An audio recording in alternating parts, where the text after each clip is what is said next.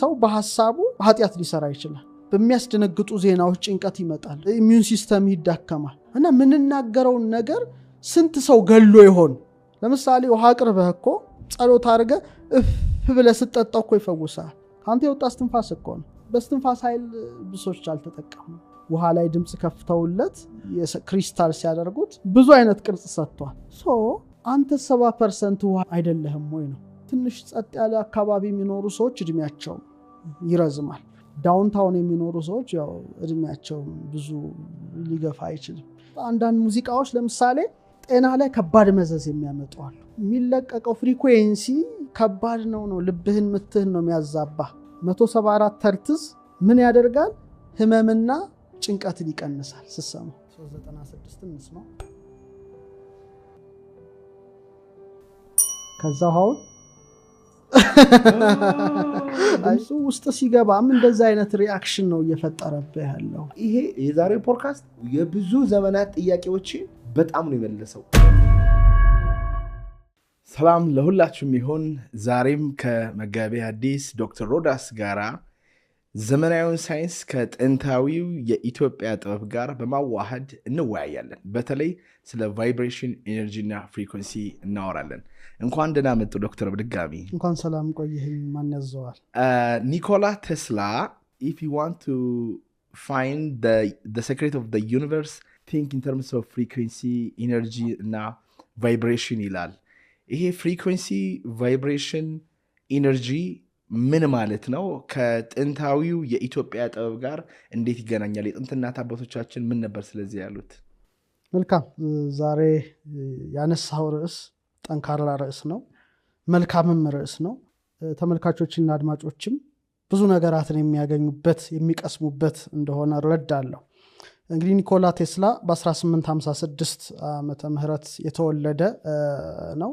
አባቱ ሰርቢያዊ ነው ካህንም ነበረ ነገረ መለኮትም ጸሐፊ እንደነበረ አባቱ ካህንም እንደነበረ ይነገርለታልና መንፈሳዊንም ጥበብ ለመረዳት በህፃንነት እድሜው እንደጠቀመው ይታወቃል እና ኒኮላ ቴስላ ቢያንስ እንግዲህ ወደ 308 ፓተንቶች አሉት በጣም ብዙ ነው 308 ፓተንት ማለት ቀላል አይደለም እና እንዳልከው if you want to find the secrets of the universe think in terms of energy frequency and vibration በሚባለው ጥቅሱ ይታወቃል የአጽናፈ ዓለምን ምስጢር ወይ ምስጢራትን ለመረዳት ከፈለክ በኃይል በኩል በንዝረት በኩልና በዘውተራ በኩል አስብ ይላል ምን ማለት ነው ይሄ ጉዳይ የሚለው ነው እንግዲህ ዛሬም እንዳሰሰው ምክንያቱም ስለ ኃይል አንስተሃል ስለ ንዝረት አንስተሃል ስለ ፍሪኩዌንሲ ስለ ዘውተራ አንስተሃልና ይሄ ነገር ተደጋግሞ ሚዲያ ላይ ይነገራልና በተለይ ደግሞ ያንተ አድማጮች በደንብ እንዲረዱት ፈልጋለሁና ኒኮላ ቴስላ እኔ እንደምረዳው ahead of his time ለዋለው ከጊዜው ቀድሞ የሄደ ሰው እና ሁለንታን የተረዳ በተለይ ደግሞ ኳንተም ፊዚክስን ከመንፈሳዊ ዕውቀት ጋራ ያጣመረ ያዋሃደ ሊቅ የዘመኑ ሊቅ ነው እና ሐሳቡ ምንድነው ራሳችንን ከአጽናፈ ዓለም የንዝረት ንድፍ ጋራ ማስማማት ከቻል ገደብ የለሽ ኃይል እናገኛለን የሚል ሐሳብ ነው የሱን ሐሳብ በኋላ ላይ በዝርዝር ማንሳት ጥሩ ይመስለኛል ነገር ግን እስቲ ወደኛ ሐሳብ እንምጣ ወደ ኢትዮጵያው ሐሳብና ኃይል ራሱ ምንድነው ኤነርጂ ምንድነው ነው ኤነርጂ ኃይል በግዕዝ መዝገበ ቃላት ላይ በብዙ መልኩ ተፈቷል ኃይልን ምን ይለዋል ጉልበት ይለዋል ብርታት ይለዋል ጽናት ይለዋል ጥንካሬ ይለዋል ችሎታ ይለዋል የፊዚክሱ አገላለጽ እንዳለ ሆኖ የግዕዙ ግን እነዚህን ሁሉ ያቀርባል ጉልበት ነው ኤነርጂ ማለት ኃይል ማለት ብርታት ነው ጽናት ነው ጥንካሬ ነው ችሎታ ነው አሁን ኃይልን ለሁለት ከፍሎ ማቅረብ የተሻለ ይመስለኛል አንድ መለኮታዊ ኃይልና ሁለተኛው በፍጥረት ላይ ያደረ ኃይል እንግዲህ ኃይል ስናነሳ ወይም ለመለኮት ወይም ለእግዚአብሔር ስንሰጥ የተለየ ኃይል ነው ስለዚህ ምን እንለዋለን ቅዱስ ኃያል እንለዋለን ቅዱስ ማለት የተለየ ማለት ነው እንግዲህ አምላካዊ ኃይል መለኮታዊ ኃይል በግዕዙ ክሂል በመባል ይታወቃል ወይም ካህሊ ሁሉን ቻይ ሁሉን ካለመኖር ወደ መኖር ያመጣ አሃዜ ኩሉ ሁሉን የያዘ ወጸባጤ ኩሉ ሁሉን የጨበጠ ይግቡር ያልተፈጠረ መነሻ የሌለው መድረሻ የሌለው ለዚህ ነው ዘላለማዊ ኃይል እንለዋለን ወአብይ ኃይሉ ማለት ኃይሉ ታላቅ ነው ስለዚህ በጸሎት ላይ ኃይል ወስብሐት ለዓለም ዓለም እንላለን ኃይል ጌትነት ለዘላለሙ በቃ ለዓለም ዓለም ኮንቲኒየስ የሆነ በቃ መድረሻ የሌለው መነሻም የሌለው ኃይል ነው ስለዚህ ይሄን ኃይል ፍጡራን ሊመረምሩት አይችሉም ይተነገር አላህ ይተነከር ነው አይነገርም ግን ይደነቃል ነው እንኳን መለኮታዊውን ኃይል የፍጡሩንም ኃይል ራሱ ለመረዳት በጣም ከባድ ስለሆነ ማለት ነው ስለዚህ ወሰን ዳርቻ ድንበር የሌለው ሊለካ ሊመጠን የማይችል ከጊዜ ከቦታ ከቅርጽ የወጣ ብለን እንወሰደው በቃ እዚህ ላይ እናቁ ይህንን ፖድካስት ወደ እናንተ ያደረሰው ማን ያዘዋል እሸቱ ግቢ ነው ጤናማ ምግብና መጠጣችን ይመረጣል የግቢያችን ድባብ ሰላም ይሰጣል ቦሌ ሰላም ሲቲ ሞል ጀርባ እንገኛለን ይሞክሩን ስለዚህ ከጊዜ ከቦታ ከቅርጽ ውጪ ሆነው ኃያሉ አምላክ ኃይሌ ባህሪው ገንዘቡ የሆነው አምላክ ኃይልን በፍጡራን ውስጥ በሶስት መልኩ አሳድሯል በእኛው ሐሳብ እንምጣ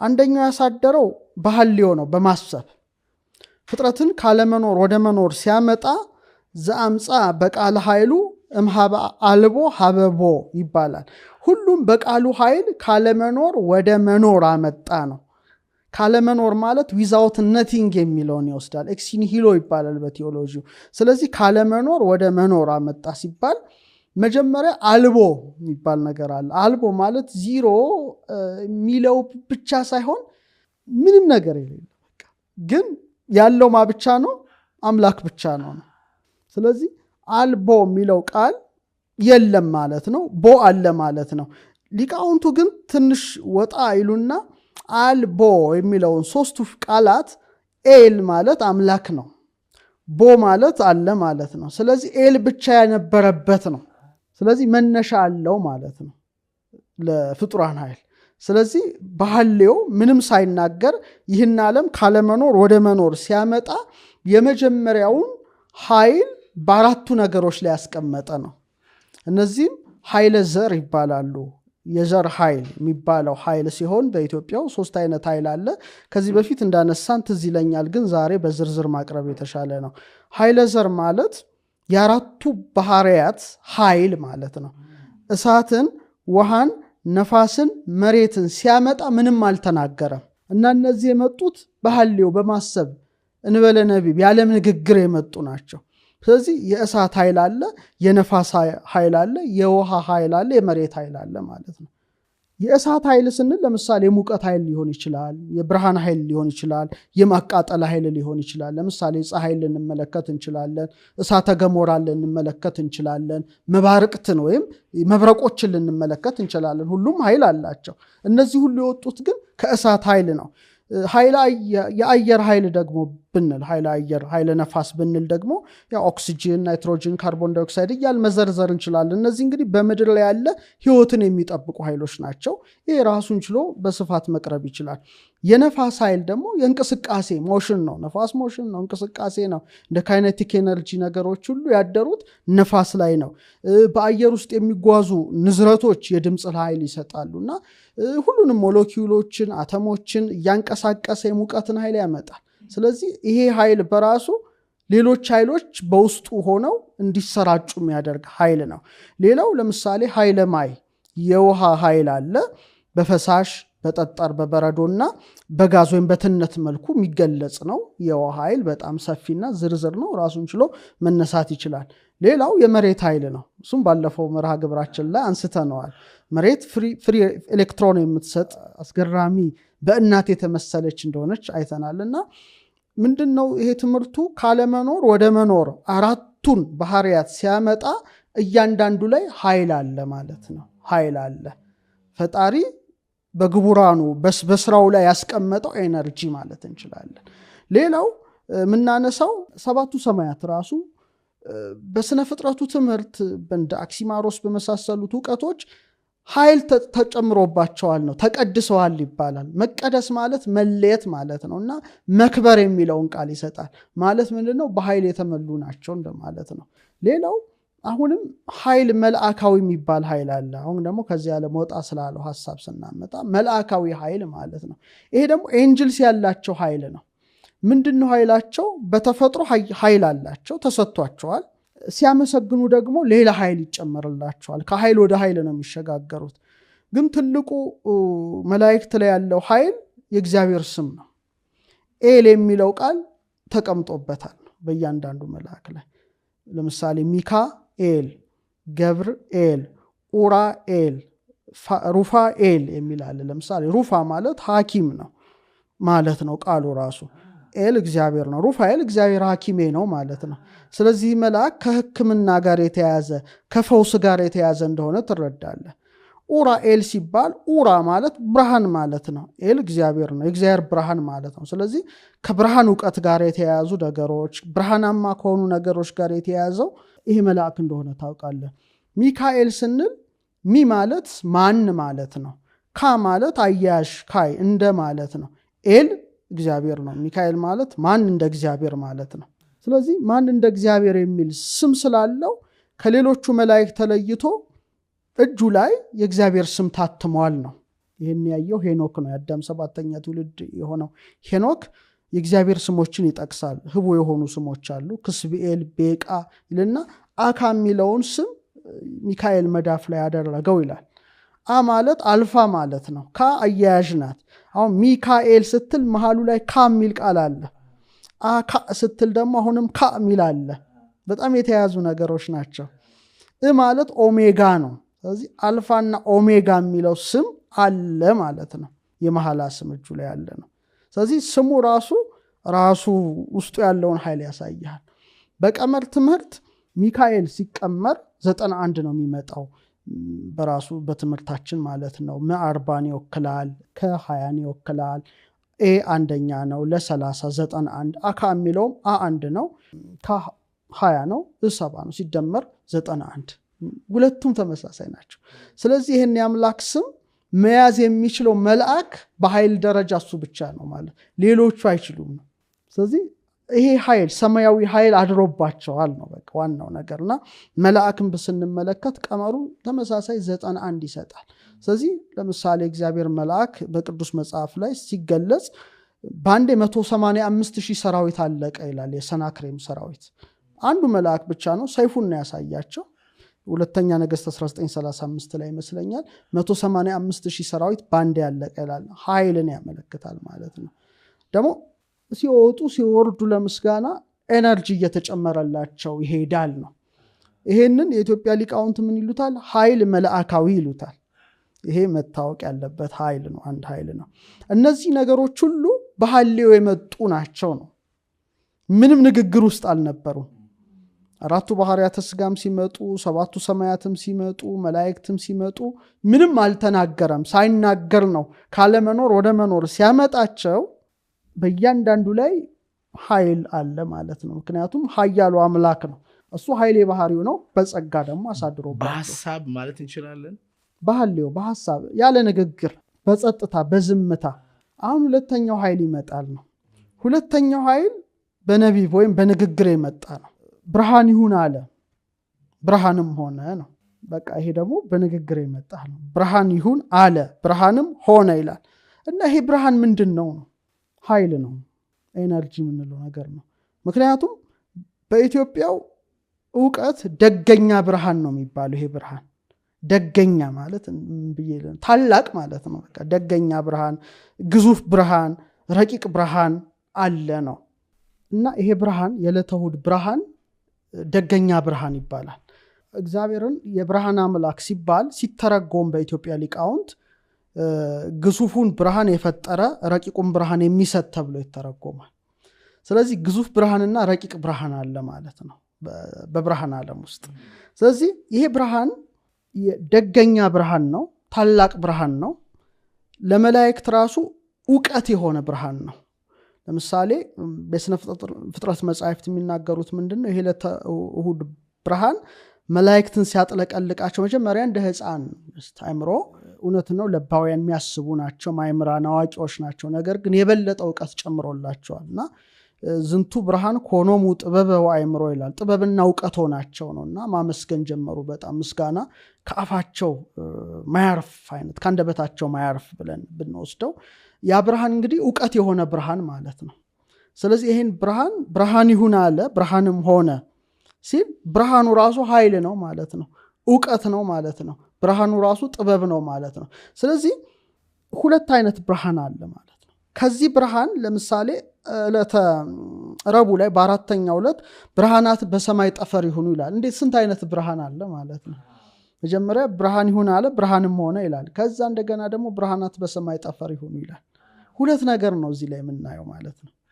ስለዚህ ምንድነው ፀሐይ፣ ጨረቃ፣ ከዋክብትና እነዚህ አጠቃላይ ሰማያዊ አካላት የተሰራበት ብርሃን አለ ማለት ነው። ምንድነው እምነ ብርሃን ብርሃነ መጠና ሀቲ ስርና ይላል። ያቺ ብርሃን እየተከፋፈለች ነው የተደረሳቸው እንጂ ዋናው ደገኛው ብርሃን መላእክት እንኳን ማየት የማይችሉት ብርሃን ነው ማለት ነው። አይችሉትም፣ ማየት አይችሉትም። ስለዚህ የተከፋፈለ ብርሃን ነው ለፀሐይ፣ ለጨረቃ፣ ለከዋክብት የደረሳቸው። ግን ቢሆንም ይሄ ረቂቁ ብርሃን የሚገለጽበት ጊዜ ያለ ነው። ግን የሚገለጸው ብርሃንን እናያለን እንደሚል በአምላክ ቸርነት ነው የሚገለጸው። ግዙፉ ብርሃን እንዳለ ሆኖ ረቂቁ ብርሃን ግን የሚሰጥ ሆኗል ማለት ነው።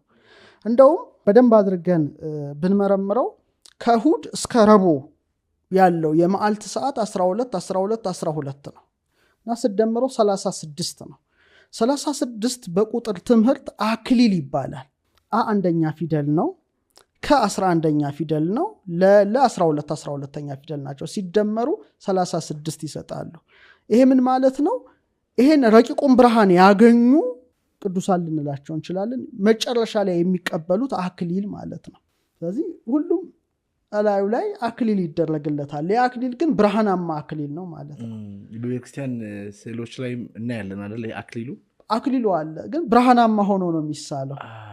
ስለዚህ ምንድነው ያ ረቂቁ ብርሃን ተገልጾላቸዋል ነው እነዚህ ሰዎች በሕይወተ ሥጋ ሳሉ። ስለዚህ ይሄ ብርሃን ራሱን ችሎ በጣም ከፍተኛ የሆነ ኃይል ነው። ስለ ኃይል ስናወራ ነው ይሄን ሁሉ መንፈሳዊውንም ዓለማዊውንም የምናየው። በሳይንሱ ደግሞ ብዙ አይነት የብርሃን ኃይሎች አሉ፣ አይነቶች አሉ። ለምሳሌ የሚታየው ብርሃን ራሱ ኤነርጂ ነው እንደ ሳይንሱ። ጋማ ሬስ አሉ፣ ኤክስሬይ አለ፣ ዩቪ ሬስ አለ፣ ኢንፍራሬድ አለ፣ ማይክሮዌቭስ አለ፣ ሬዲዮ ዌቭሶች አሉ። እነዚህ ሁሉ ስትመለከታቸው የብርሃን ናቸው፣ የብርሃን ኃይሎች ናቸው ማለት ነው። ስለዚህ ብርሃን ላይ የተቀመጠ ኃይል በራሱ ትልቅ ኃይል ነው ማለት ነው። በተለይ ረቂቁ ብርሃን ደግሞ ሊሰጥ ከቻለና ከተሰጠ ረቂቁን ዲሜንሽን የማየት አቅም አለ ነው። ከዛ ውጪ ልታይ አትችልም። በግዙፉ ብርሃን ወርድ፣ ቁመት፣ ጥልቀት ያለውን ነገር ታያለ። ረቂቁ ብርሃን ደግሞ ከአልፋ ከተሰጠ ረቂቁን ዓለም ታያለ። የሚታየው ሁሉ ብርሃን ይሆናል ማለት ነው። ስለዚህ ረቂቁ ብርሃን የሚሰጥ ነው፣ ግዙፉ ብርሃን ግን የተገለጠ ነው። ይሄ እንግዲህ ራሱን ችሎ በነቢብ በንግግር የመጣ ኃይል ነው፣ በእግዚአብሔር ንግግር ሲናገር። ሌላው በንግግር የመጣ ኃይል የደመ ነፍስ ኃይል ነው። ለምሳሌ እንስሳት ውስጥ ያለ ደማቸው ውስጥ የምታድር ደመ ነፍሳዊ ኃይል አለና አዝሬትን፣ አትክልትን፣ እጽዋትን ከመፍጠር ባለፈ በልብ የሚሳቡ፣ በእግር የሚሽከረከሩ፣ በክንፍ የሚበሩ፣ በደመ ነፍስ ሕያዋን ሆነው ጸንተው የሚኖሩ ፍጥረታት አሉ፣ የባህርም የየብስም። እነዚህ ደግሞ ኃይል አላቸው። ሌላ ኃይል። ያ ኃይል ምንድነው? የደመ ነፍስ ኃይል ነው። ደምና ነፍስ ወይም ነፋስ ስንል እንቅስቃሴ ይንቀሳቀሳሉ ምግባቸውን ለመፈለግ። እንደገና ደም አላቸው። ያ ደግሞ ራሱን ችሎ የኢሞሽን ኃይል አለው ማለት ነው። ለምሳሌ መራባት አይደል? መብላት፣ መጠጣት፣ መራባት በእንስሳት፣ በአራዊት፣ በአዕዋፍ ዓለም እኮ ሀዘንና ደስታ አለ። ጭንቀትና ደግሞ እንደገና ከጭንቀት መላቀቅ አለ። ጠላት ሲመጣ መሮጥ። ደግነትም ታያለ፣ ቁጡነትም ታያለ። ደግ መሆን፣ ቁጡ መሆን፣ ማዘን፣ መደሰት ደመነፍሳዊ ኃይል ናት እንጂ ሌላ ተአምር የለው። እንስሳም ያላቸው ነገር ነው። ለምሳሌ ዝሆን በጣም በጎ ደግ እንደሆነ ይነገራል። ግመል በቀለኛም ሆኖ ይነገራል። ብዙ አይነት አለ እንስሳት ጠባይ ሲጠና። ይህን የሚያደርገው ኃይል ደመነፍሳዊ ኃይል ነው። ደማቸው ውስጥ የምታደር ነፍስ አለች። ስለዚህ እንስሳዊ ፈቃድ አላቸው። ይሄ እንግዲህ በንግግር የመጡ ኃይሎች ናቸው እነዚህ ሁሉ ከባለቤቱ። ሶስተኛው ግን በስራ የመጣ ኃይል ነው፣ በገቢር ይባላል። ይሄ እንግዲህ ሰው ነው። ሰውን በአምሳሉ ሲፈጥረው በስራ ነው፣ በገቢር ነው። ከምድር አፈር አበጀው ነው የሚለው፣ በንግግር አይደለም አይደል? ሕይወትን እስትንፋስ እፍ አለበት ይላል። ስለዚህ ሰው በሰባት ኃይሎች የተሞላ ሆነ ማለት ነው። በሐልዮ የመጣ ኃይል፣ በማሰብ የመጣ የመነን ኃይል፣ የአራቱ ባህርያተ ሥጋ ኃይል፣ በንግግር የመጣ የደመ ነፍስ ኃይል፣ ኃይለ እንስሳ ነው የምትባለው እና እንፍጠር በሚለው ቃል ሰውን ፈጠረው ከምድር አፈር አበጀው ሲል የመጣ ኃይል ደግሞ ኃይለ ንባብ የምትባል ራሽናል ሶል የራሽናል ሶል ኃይል ተጨመረ። ሰው ሰባት ሆኑ ማለት ነው። በጣም በጣም ወሳኝ ጉዳይ ነው ማለት ነው። ስለዚህ ሰው እነዚህን ሁሉ ኃይሎች ያስተባበረ ነው። መላእክት እንኳን ይሄንን አላስተባበሩም ነው። ደመነፍሳዊ እንትን የላቸው። ሰው ግን እንደ እንስሳ ለምሳሌ ደመነፍሳዊ ግብር አለው አይደል? መብላት፣ መጠጣት፣ መውለድ፣ እነዚህ ነገሮች ምንላቸው አርዝ ሊሆኑ ነገሮችን ያደርጋል። አዘ ሴም ታይም ደግሞ ቀና ይልና ሰማያዊ ነገር ያስባል ነው። ሆፕ የሚባል ነገር አለ የሚመነጭ፣ ከዚህ ውስጥ የሚመነጭ ነው ተስፋ ስለ ቤተኛውም ቤተ እምነት ይሁን ስለሚወርሰው ዓለም ያስባል ነው። ይሄን ኃይል ያገኘው ከምንድን ነው? ከነባቢት ነፍስ ከምትባለው ወይም ኃይለ ንባብ ከምትባለው የነባቢት ነፍስ ውስጥ የወጣ ኃይል ነው ማለት ነው። ስለዚህ ሰው በእነዚህ ኃይሎች የተሞላ ሆኗል። ከሌላው ተለይቶ ብቸኛ ነው። ሰበ የተባለውም ሰባት ነገሮች አሉት። ሰባት ኃይላት በውስጡ ይመላለሳሉ። ባለፈው አይተናል። እንደ ሰባቱ መቅረዝ ሰባት አይኖች ያሉት ነው ብለን በዝርዝር ባለፈው መርሃ ግብራችን እንዳየን አስታውሳለሁ። እና ኃይለ ንባብ የንግግር ኃይል ነው። በአጠቃላይ ግን የመነጨችው ከልብ ነው። ልብ ነው ወላጇ። ልብ ቃል እስትንፋስ የሚል ኃይል ተሰጠው ማለት ነው። ልብ የሚለው ቃል ለምሳሌ ይሄውትን እስትንፋስ ሲልበት ዕውቀት ነው፣ ማስተዋል ነው፣ ልብ ነው። ከልብ ቃል ይወለዳል፣ እስትንፋስ ይወጣል ነው። አሁን ኃይሉን እዚህ ውስጥ እስቲ በተን አድርገን እንመልከተው። እንግዲህ ለምሳሌ እኔ ደራሲ ነኝ እና በልቤ ነገሮች ይወጣሉ፣ ይወርዳሉ፣ ይመላለሳሉ። በኋላ ወረቀት አመጣና እጽፈዋለሁ ነው። ስለዚህ በልቤ ውስጥ የሚመላለሰውን ሐሳብ በፊደል ደረጃ አግዝፌ ያወጣሁት ነው። ታየ፣ ተነበበ፣ ተገለጠ። ስለዚህ ልብ ወለድ ተባለ። ልብ የወለደው ቃል ማለት ነው። እና ልብ ያወጣው እስትንፋስ። ስለዚህ እስትንፋስ በመውጣት በስርቀት ደረጃ ወይም በስርጸት ደረጃ፣ ቃል ደግሞ በመወለድ ደረጃ ነው። ስለዚህ የማሰብ ኃይል አለ ማለት ነው። ልብ ሲባል ማሰብ። አሁን ፈረንጆቹ በእንግሊዘኛ በምን እያሳመሩ ፓወር ኦፍ ቶትስ ይሉታል እንጂ የምን ኃይል ነው? የማሰብ ኃይል ነው። በሁለት መልኩ ነው የምታስበው። አንደኛ ነቃ ሐልዮ የሚባል አለ። ለማሰብ ገና ምንጭ፣ ከዛ ሐሳቡን ትወስናለህ አይደል? መጀመሪያ ሐሳቡ ብልጭ ይልልሃል። ነቅ እንደ ምንጭ ነው መውጣት። ኋላ ቁርጥ ሐልዮ ማለት ቁርጽ የሆነ በቃ ውሳኔ ውስጥ ይደርሳል። ይሄ እንግዲህ ገና አፍ ውስጥ ሳይወጣ ማለት ነው። በልብ ውስጥ ሁለት ኤነርጂዎች ናቸው የሚወጡት። ከፍተኛ ኃይል ስለሆነ በልብ የምታስበው ነገር ሁሉ አሉታዊና አዎንታዊ ተጽዕኖ አለው ማለት ነው። አባውት ኤነርጂ ነው የምናወራው። ከባድ ነገር ነው። ለምሳሌ የልብ ኃይል በጸሎት፣ ምሳሌ በጸሎት ላይ ደረጃ አለው። ለምሳሌ የስጋ ጸሎት አለ፣ የነፍስ ጸሎት አለ። የስጋ ጸሎት በቃል ምንለው ነው።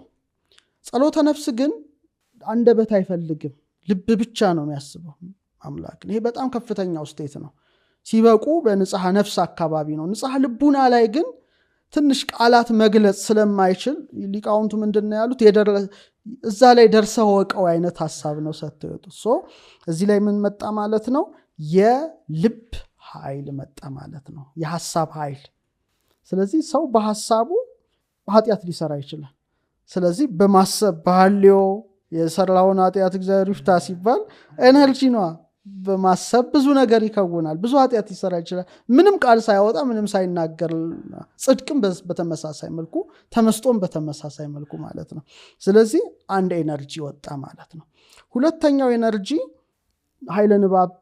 ልብ ምንን ወለደ? ቃልን ወለደ ብለናል አይደለ? ጎሳ ልቤ ቃለ ሰናየ፣ ልቤ መልካም ቃልን አገሳ ማለት አወጣ ማለት ነው። ስለዚህ የቃል ኃይል መጣ እዚህ ላይ ማለት ነው። ይሄ እንግዲህ እፍ ያለውን እስትንፋስን ተቀብላ ነፍስ እነዚህን ሁሉ ኃይሎች ተሸከመች ማለት ነው። የቃል ኃይል ምንድን ነው? የመናገር ኃይል ማለት ነው። ከስጋ ምላስ ጋር ተዋህዳ የምትናገረው ኃይል ቀላል ኃይል አይደለችም። ምርቃትም የሚሰራው ለዚህ ነው። ርግማንም የሚሰራው ለዚህ ነው። ጸሎትም የሚሰራው ለዚህ ነው። ምርቃት ይደርሳል አይደለ? ተባረክ ይላል ይባርካል ይረግማል ለዚህ ነው አሁን በለዓም ሊረግም ሲሄድ መልአኩን እንዳትረግም ብሎ ሲከለከለው ማለት ነው የሚያወጣው የቃል ኤነርጂ አለ ማለት ነው ሲያርፍ አደጋ ያመጣል ስለዚህ ምን ተደረገ ለምሳሌ በቃል ደረጃ ምርቃትና እርግማን ከወጣ ለምሳሌ እርግማን ቢወጣ በምንድነው ልትመልሰው የምትችለው ሲባል አሁን ጨለማ ወጣን በል ጨለማን ብታፈጥበት ወይ መልሰ ብትረግመው ምንም ያመጣው የለም ስለዚህ ብርሃን ማብራት ነው አይደል መፍትሄው ስለዚህ የሚረግሟችሁን መርቁ ተባለ ማለት ነው ጨለማ በብርሃን ነው የሚሸነፈው ማለት ነው ለምሳሌ አንድ ሰው አንተን ለማጥቃት ክፉ ስሞችን ወይም ክፉ መናፍስ ስሞችን ቢጠራ አንተ ደግሞ ቅዱሱን የእግዚአብሔርን ስም ደጋግመ በመጥራት ያን ኤነርጂ እንትን ታረጋዋል አይችለውም ይሄ ነው ዋናው ሐሳቡ ስለዚህ በረከት እርግማን እንደ በለዓም ወደ በረከት ይቀየራል ማለት ነው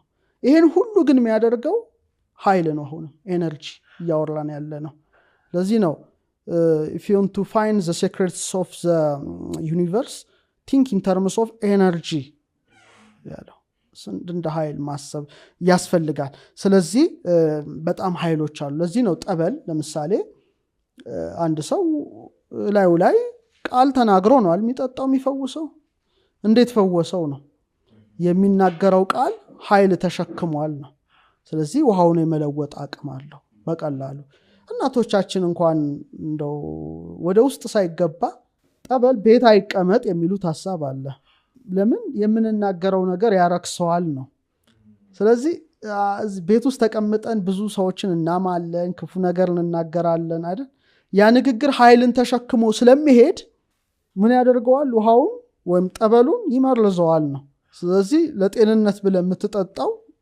ይጎዳሃል ማለት ነው ስለዚህ ጠበሉ ውጪ ይቀመጥ ተባለ ይሄ ሁሉ ምንድነው የቃል ኃይል ነው ስለዚህ ቃላት መነጋገሪያና መግባቢያ ብቻ ሳይሆኑ ኃይል ጭምር ናቸው ስለዚህ መጠንቀቅ ያስፈልጋልና ቃላት ከልብ ነው የሚወጡት ከትልቁ ልብ ነው የሚወጡት እና አንዳንዴ ሰምተ ከሆነ አላቅም እንደው ገሊት እኮ ልቧ ንጹህ ነው አፏ እንጂ ይባላል ግን ውሸት ነው እስመም ተረፈ ልብ ይነብባብ ከመልካም መዝገብ መልካም ነገር ነው የሚወጣው ለምሳሌ መጸዳጃ ቤት ብታይ ሴራሚኩ ምኑ ከውጪ ያምራል ከውስጥ ግን ቆሻሻ ተሸክሟል ስለዚህ ያ ቆሻሻ በዛ ውስጥ ይወጣል ማለት ነው ስለዚህ ሰው ልብ ውስጥ ያለው ነው በቃል ደረጃ የሚወልደው ክፉ መዝገብ ክፉ ነገር ነው የሚያወጣው አይነት ነው ስለዚህ ቃላችን ያምናችን ውጤት ነው ማለት ነው የሐሳባችን ውጤት ነው ቃላችን ቋንቋችን ነው ማለት ነው ስለዚህ ኤነርጂ ብለን እንናገራለን እንደውም ስለዚህ ነገር በጣም የተናገረው ሰሎሞን ነውና እኔ ሰሎሞንን ምሳሌዎች በጣም እወዳለሁና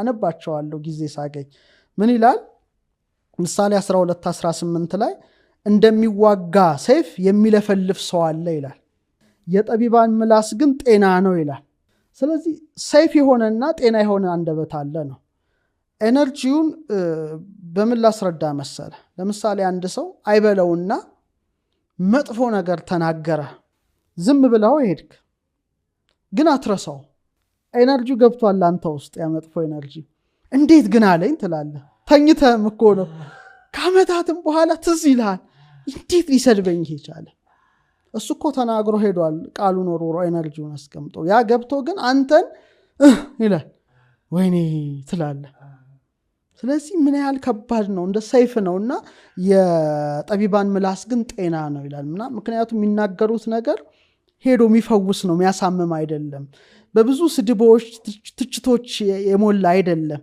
just እንደ መድኃኒት በለውና በጣም እና እንደው ምን ይላል ፈዋሽ ምላስ የህይወት ዛፍ ነው ይላል ትሪ ኦፍ ላይፍ አድርጓታል እንደው ምሳሌ 15:4 ፈዋሽ ምላስ የህይወት ዛፍ ነው የጠማማ ምላስ ግን ነፍስን ይሰብራል ይላል አንድ ነገር ለምሳሌ በሚያስደነግጡ ዜናዎች ጭንቀት ይመጣል እኮ ኢሚዩን ሲስተም ይዳከማል አይደል ለምሳሌ በምዕራቡ ዓለም ደስ የማይለኝ ነገር ታማሚዎች ይመጣሉ ታማሚዎች ሲመጡ ልትሞት ይሄን ያህል ቀን ቀርቷል ይሉታል ምን አይነት ሰባሪ ቃል እንደሆነ ሰውየው ሞተ ያን ሰዓት ሰው ነው ይደነግጣል ከባድ ነው ኤነርጂ እኮ ነው እና ምንናገረው ነገር ስንት ሰው ገሎ ይሆን በጣም በእግዚአብሔር ዘንድ ያስጠይቀናል አሁን ገደለ ገለ የሚባል ተኩሶ አጠፋው ነው ግን በሰው ነገር የሞቱ ሰዎች አሉ እና ሰውየው ይጠየቃል ነው መልስ መስጠቱ አይቀርም ነው ለአምላክ ያማረ ቃል የማር ወለላ ነው ለነፍስ ጣፋጭ ለአጥንትም ጤና ነው ይላል ምሳሌ 16:4 ይሄ ሁሉ ምንድነው ይህንን ፖድካስት ወደ እናንተ ያደረሰው ማን ያዘዋል እሸቱ ግቢ ነው ጤናማ ምግብና መጠጣችን ይመረጣል የግቢያችን ድባብ ሰላም ይሰጣል ቦሌ ሰላም ሲቲ ሞል ጀርባ እንገኛለን ይሞክሩን ጥሩ ቃል ያለው ኃይልና ክፉ ቃል ያለው ኃይል ነው በቃ ኃይል ሶል አባውት ኤነርጂ ወሳኝ ጉዳይ ነው ስለዚህ የልብ ኃይል አለ ፓወር ኦፍ ቶትስ ኤነርጂ ነው የቃል ኃይል አለ ኤነርጂ ነው ሶስተኛው ኃይል ደግሞ የስትንፋስ ኃይል ነው እፋለበት ይላል በአፍንጫው አይደለ ሰውም ሕያው ነፍስ ያለ ሆነ ይላል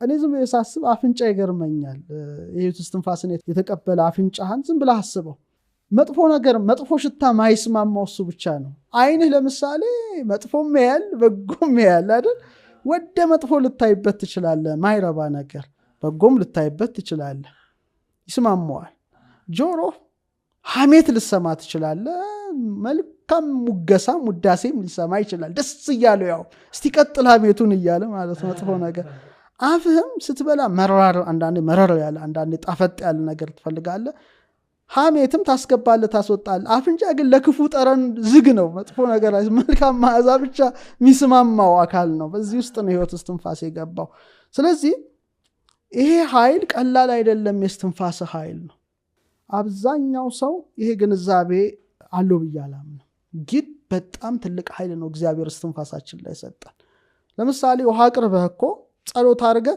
እፍ ብለህ ስትጠጣው እኮ ይፈውሳል ካንተ የወጣ እስትንፋስ እኮ ነው እንዴ ዝም ብሎ ፊዚካል የሆነ ነገር እኮ አይደለም እያንዳንዳችን እኮ ይሄን ረቂቅ እስትንፋስ እኮ ለአዳም አባታችን ተሰጥቶት እኮ ተቀበለነዋል ይዘነዋል እኮ ስለዚህ ስተነፍስ ትንፋሽ ውስጥ ሁሉ ምን እንዳለ ምን አይነት ኃይል እንዳለ መረዳት ያስፈልጋል ለምሳሌ በቁጥር ላስቀምጥልህ ዝም ብዬ ኦክሲጅን ተተነፍሳለህ ካርቦን ዳይኦክሳይድ ታወጣለህ ፓተርኑን ነጋገር ኦክሲጅን ፕሮቶኑ 8 ነው ኤሌክትሮኑ 8 ነው ኒውትሮኑ 8 ነው 8 ነው ኮዱ ታስገባዋለህ ካርቦን ዳይኦክሳይድ ግን ፕሮቶኑ 6 ነው ኒውትሮኑ 6 ነው ኤሌክትሮኑ 6 ነው 6 6 6 ትሪፕል 6 ነው ትሪፕል 8 ነው ኦኬ ስለዚህ ህይወት ማስገባ ከሆነና ሌላውን አቃጥዬ ማወጣ ከሆነ በእያንዳንዱ እስትንፋሴ ውስጥ ሳስገባና ሳስወጣ ምን አይነት ኃይል ይመላለሳል የሚለው ማወቅ ያስፈልጋል ማለት ነው በጣም አሁን ለምሳሌ በክህነት አሰጣጥ ላይ እፍ ቢል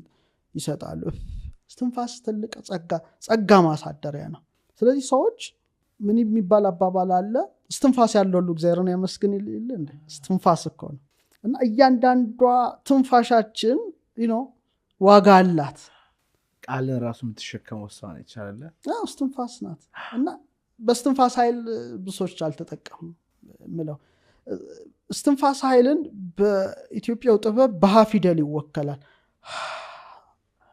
አበገደ ሃ አምስተኛ ፊደል ላይ ያለች ቃል ናት ሃ እሷ ፊደል የእስትንፋስ ናት ኤነርጂ ናት ለምሳሌ ራሱ እግዚአብሔር አብራም የሚባል ሰው ነበር ስሙ አብራም ነው የመጀመሪያ ስሙ ከዛ ስሙን ለወጠው ስሙን ሲለውጠው ግን እቺን ፊደል ነው የከተተለት አብራም ሳይሆን ከዚህ በኋላ ስም አብርሃም ይሁን አለ ሃን እስቲ በለው እስትንፋስ ነው የብዙዎች አባት ሆነ አብርሃም በቃ ዓለም እስከ ዓለም ጫፍ ደረሰ አብርሃም ተመልከት የትም ቦታ አብርሃም አለ ማንንም ያነሳዋል ዓለም እስኪያልፍ ድረስ እንደገና ደግሞ ሳራ እኛ ሳራ ሶራ እንላለን እንጂ በሂብሪው ትክክለኛው መጣሪያው እዛው ስለሆኑ እነሱ ሳራይ ነው የናት መጨረሻው እና የን ያወጣና ሃን ይጨምርላታል ነው ሳራ ሲላት የ90 ዓመት ሴት ማህፀኗ ተከፈተ ነው እስትንፋስ ነው ኃይል ነው ይሄን ለተማሪዎቻችን ነው የምናስተምረው እያንዳንዱ ትንፋሽ ለኃጢአት ሳይሆን ለእግዚአብሔር አገልግሎት ይውላል ነው ሮዳስ ሲተነፍስ የሚተነፍሰውን ያውቃል ነው ምን እንደሚያስገባ ምን እንደሚያስወጣ በስትንፋሱ ውስጥ ደግሞ ማን እንደሚከብር ያውቀዋል ነው ስለዚህ ስትንፋሱ ኃይል ያደርጋል ነው ካላወቀው ግን አላወቀውም ነው እንደተቆለፈ ትሞታለህ ነው መጨረሻ ያስትንፋስ ይቆማል ነው እና እነዚህ ሁሉ ኃይሎች ናቸው የሚል ነው ሌላው መጨረሻ ምናገረው ኃይል መንፈሳዊ የሚባል ደግሞ ኃይል አለ ኃይል መንፈሳዊ ማለት ተአምራት የማድረግ ኃይል ሙት የማንሳት ኃይል ፍጥረታትን የማዘዝ ኃይል ኢያሱ ፀሐይን አቆመ፣ ኤልያስ ሰማይን ለጎመ ወዘተርፈ እነዚህ ነገሮች መንፈሳዊ ኃይሎች ናቸው። በጾም በጸሎት በመንፈሳዊ ህይወት ከፍ በማለት ደረጃው ከፍ ይላል። ባለፈው 10 ስቴፕስ አይተናል አይደል? ከጽማዌ እስከ እሳት እስከ መሆን ደረጃና እነዚህ ደረጃዎች በመተወጣበት ሰዓት መጨረሻ ላይ ከኃይል ወደ ኃይል ተአምር ከማድረግ ወደ ማድረግ ከተአምር ይሄ ደግሞ ኃይል መንፈሳዊ የሚባል ነው። እነዛ በተፈጥሮ የተሰጡ ኃይሎች ናቸው። ይሄ ደግሞ በትሩፋት በመልካም ስራ ምታሰፈው ኃይል ነው። ለምሳሌ ክብሪት ተጫረ እሳት ነው። ጭድ ምናምን ጭራሮ ጋዝ ስትጨምርበት ደግሞ በጣም ይንቦለቦላል ማለት ነው። በጣም ይንቦለቦላልና ይሄ እንግዲህ ኤነርጂ ብለን ማሰብ እንችላለን። እንደ ኢትዮጵያ ሐሳብ ነው። እንደ ቴስላ ሐሳብ ደግሞ ምንድነው? በአጽናፈ ዓለም አጠቃላይ በዩኒቨርስ ውስጥ ያለ ሁሉ አሁንም እንዳየነው የሚታየው ማይታየው ሰውነት በለው ሐሳብ በለው ስሜት በለው ኃይል ነው። በቃ ያየነው እኮ የቃል ኃይል አየን፣ የስትንፋስ ኃይልን አየን፣ የማሰብ ኃይልን አየን፣ የእሳት የነፋስ የውሃ መሬት ኃይለ ዘር ኃይለ ንባብ ኃይለ እንስሳት ሁሉም ኃይል ነው ማለት ነው። ስለዚህ የዩኒቨርስን ሴክሬት ለማወቅ ኃይል እንዳለ ትረዳለ ማለት ነው። ቁልፉ ይሄ ነው። በቃ በርቀትም በግዝፈትም በሚታይም በማይታይም ሁሉም ኃይል ነው። ይሄ ሁሉ ኃይል ነው። ምናየው ኃይል ማወራው ኃይል ነው። እዚህ ውስጥ ያለው ነገር ሁሉ በኃይል የተሞላ ነው። አሁን ወደ ሁለተኛው ደረጃ ይሻገራል። ቫይብሬሽን የሚለው ቃል ማለት ነው። ቲንክ ኢን ተርምስ ኦፍ ኤነርጂ። እዚህ ጋር ጥያቄ ስለመጣልኝ ይቅርታ አቋረጥኩት። ምን አያለው አንዳንድ ጊዜ በእኛ ሀገር በስራ ምን ያለው ብዙ ሰዎች በኔጌቲቭ ኃይል ይታሰራሉ። መተት ሊሆን ይችላል ወይ የሆነ ሰው ሰድቦን ሊሆን ይችላል። መጽሐፍ ቅዱስ ላይ ከሁሉ አጥብቀ ልብን ጠብቅ ህይወት ከዛ ይፈልቃል የሚል ነገር አለ። አሁን አንድ ሰው ክፉ ነገር ቢያደርግብኝ ወይ መተት ሊሆን ይችላል ወይ ድግምት ሊሆን ይችላል ወይ ስድብ ሊሆን ይችላል፣ እንዴት ነው መጠበቅ ያለብኝ? እኔ አሁን እዚህ እየኖርኩኝ ስለምሰማ ነው፣ በጣም ስለሚያስገርመኝ ነው። እንዲህ መተት ተደርጎብኝ ትምህርት የተዘጋብኝ ትዳሬ ፈረሰ ታመምኩኝ ጸበል ቦታም ስንሄድ እናያለን። ይሄ ግልጽ ነው፣ በተለይ ለኛ ለኢትዮጵያውያን ማለት ነው። እንዴት ነው ያንን ኔጌቲቭ ኢነርጂ ወደ እኔ እንዳይመጣ መጠበቅ የምችለው? ሺልድ ነው እኮ። ሺልድ ማለት ጋሻ ማለት ነው። ጋሻው ምንድነው? እግዚአብሔር ስም ነው። ብዙ አይነት እኮ ለምሳሌ ጦርነት ከስጋና ከደም ጋር አይደለም ካለ፣ ስለዚህ ከረቂቃኑ ጋር ከሆነ ረቂቅ የመፋለሚያ መሳሪያዎች ሊኖሩ ይገባል ነው ይጠቅሳቸዋል። ይሄንን የእምነት ጫማ እያለ ዝናር እያለ የሚናገራቸው ነገሮች አሉ። እነዛም ፕራክቲስ በማድረግ ነው። ስለዚህ ችግሩን ከመጋፈጥ ከችግሩ በላይ መሄድ ያስፈልጋል። አንዳንዴ አውሮፕላን እኮ ከፍ ሲል ሁሉም ነገር ከሱ በታች ነው። አንዳንዴ ችግሩን መጋፈጥና ችግሩን መምታት ትችላለህ። ከፍ ካልክ ደግሞ ከችግሩ በላይ ሆነ ችግሩን ቁልቁል ታየዋለህ፣ ትንቀዋለህ። ደረጃ ነው ማለት ነው። ስለዚህ ቅድም ያልኩት ነው። ጨለማ ነው። ስታየው ሊያስፈራ ይችላል ለሚፈራው ሰው ማለት ነው። ጨለማ ዳርክነስ ነው። ኦኬ ዳርክነስ ከሆነ ሰው ምንድነው? ምን ላድርግ ያልኩ ቅድም ለዛ ነው እኮ ብትረግመው ጨለማነቱን አይለቅም። ስለዚህ መብራት ነው ያለብህ። መብራት ሲበራ ጨለማ የለም ነው።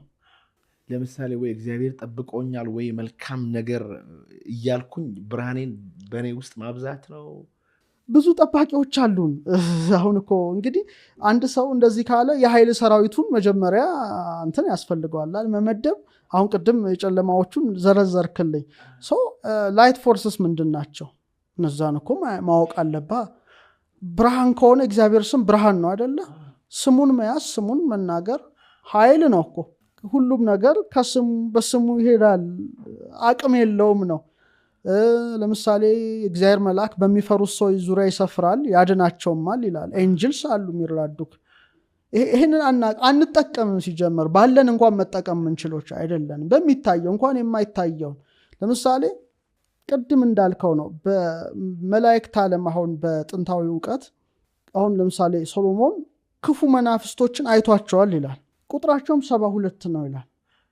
በጣም መጥፎ ስራ የሚሰሩ ምን ስራ እንደሚሰሩ ዘኪ ኦፍ ሶሎሞን ስታነበው ምድር እንዴት እንደሚያተራምሷትና አሁን የጠቀስከውን ክፉ ነገር ወይም የጨለማውን አሰራር ምድር ላይ እንትን እንደሚሉ ይታወቃል። አሁን ሰዎች ሁሉ ጊዜ ክፉን ቶሎ ያውቃሉ፣ ደጎቹን አያውቁም ነው። አሁን ለምሳሌ የሆነ መጥፎ ዜና የሚታየው ለምን በጎ ዜና ሰው አያዩ?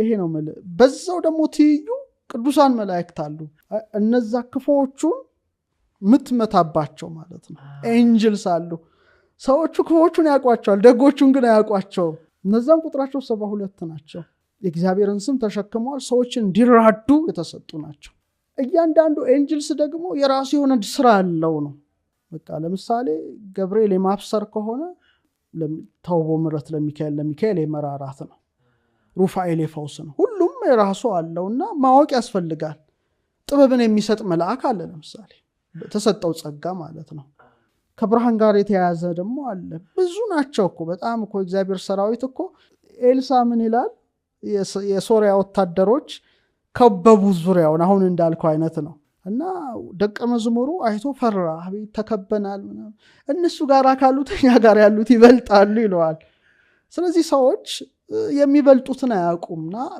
ግራ ሲገባው ነው አይኑን ክፈትለት አለ አይኑ ሲከፈት የሳሰረ ገላ በዙሪያው ተከቧል ነው ሰው ይሄን ካየ ይሄን ካወቅ ምን ሊያስፈራ ይችላል ነው ምን ሊያስደነግጥ ይችላል ስለዚህ መጥፎ በጣም ትንሽ ነው በጣም ኢምንት ነው ግን ሲታይ እንደ ጨለማው እንደ ተገዘፈ ተራራ አስፈሪ መስሎ ይታያል ልክ የሆነ ህንጻ ነው በፕሌን ከፍ ብለ ስታየው ግን በጣም ትንሽ ነገር ነው እና ምንድነው ይሄ ሁሉ ነገር ሰዎች ይሄን ማወቅ ያስፈልጋቸዋል በምን አይነት ኤነርጂ ፊልድ ውስጥ እንዳሉ መረዳት ያስፈልጋቸዋል ሁሉም ነገር እኮ ኃይል ነው ስለዚህ ከመጥፎ ኃይል ለመጠበቅ ቅዱሱን ኃይል መያዝ ነው ሌላ ምን ነገር አለበት ስለዚህ ጦርነት ደግሞ ከስጋና ከደም ጋር ካልሆነ ኦኬ ስጋና ደም ከሆነ ጋሻ ጦር ምናምን መሳሪያዎች የጦር መሳሪያ ረቂቅ ነገር ትይዛለ ነው ይሄ ነው ሁለተኛው እንግዲህ ንዝረት ነው ቫይብሬሽን ያለው ቴስላ ይመስላል ንዝረት ነው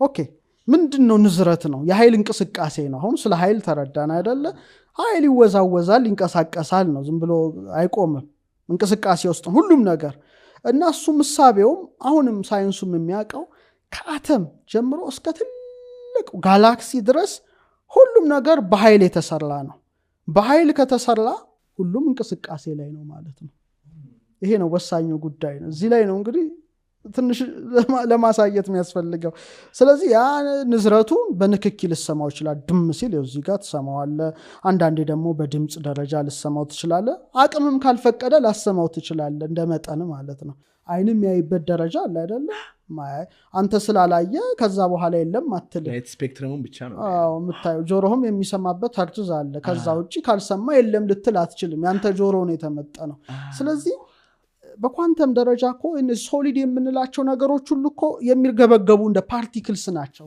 ስትሪንግ ቲዮሪ ማለት ቅንጣቶች ናቸው ሶ ሁሉም ኃይል ተመልተዋል ኢቭን ቅድም አልኩ እኮ ልብህ ቃልህ እስትንፋስህ ስሜቱ ሁሉ ኃይል ነው ኃይል ካለ ደግሞ እንቅስቃሴ ነው የቆመ ነገር የለም ነው በቃ እግዚአብሔር እኮ በድና አላረጋትም ዓለምን ፈጥሮ እንቅስቃሴ ላይ ናት ህይወት አላት ነው ሰማይ ስማ ምድር አድምጪ እኮ ነው የምትለው እኮ እንጂ ዝም ብሎ ግዑዝ ነገር አይደለም ሁሉም ነገር ላይፍ አለው ነው ይብዛም ይነስም ጥቃቅንም ሆነ ግዙፋን ለምሳሌ እንኳን ተው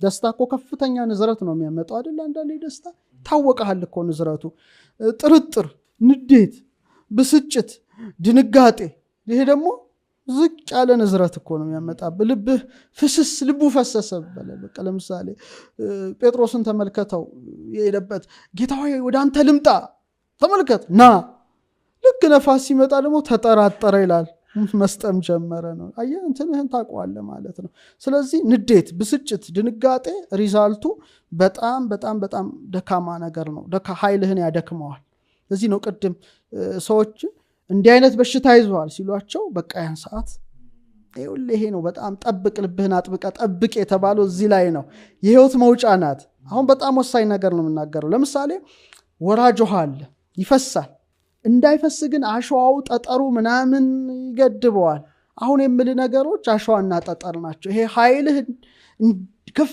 ብሎ እንዳይወጣ አሸዋ ሆኖ ጠጠር ሆኖ ምን ሆኖ ያዳክማል ስለዚህ ጥርጣሬ ብስጭት ንዴት ቁጣ ሁሉ ይገለዋል መጀመሪያ አንተን ነው የሚገሉት ቀድመው ሌላውን እንትን ከማለታቸው በፊት ስለዚህ ሁሉም ነገር ንዝረት ነው ለምሳሌ በገና ደርድረው የዜማ ቃና አይሰጥህም እንዴ በአየር ላይ ያለ ንዝረት ነው። በእኛ እኮ አትሪኮን እንለዋለን። አትሪኮን የሚባል የኢትዮጵያዊ ቋንቋ እንትን አለ፣ በፊደል አ የሚወከል አለ።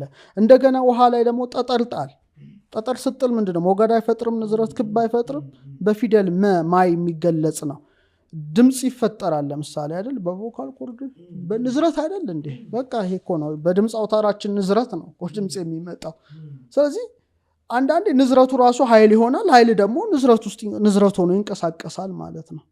ስለዚህ ሮዳስ የሚናገረው ቃል ኃይል ነው፣ እንቅስቃሴም ነው።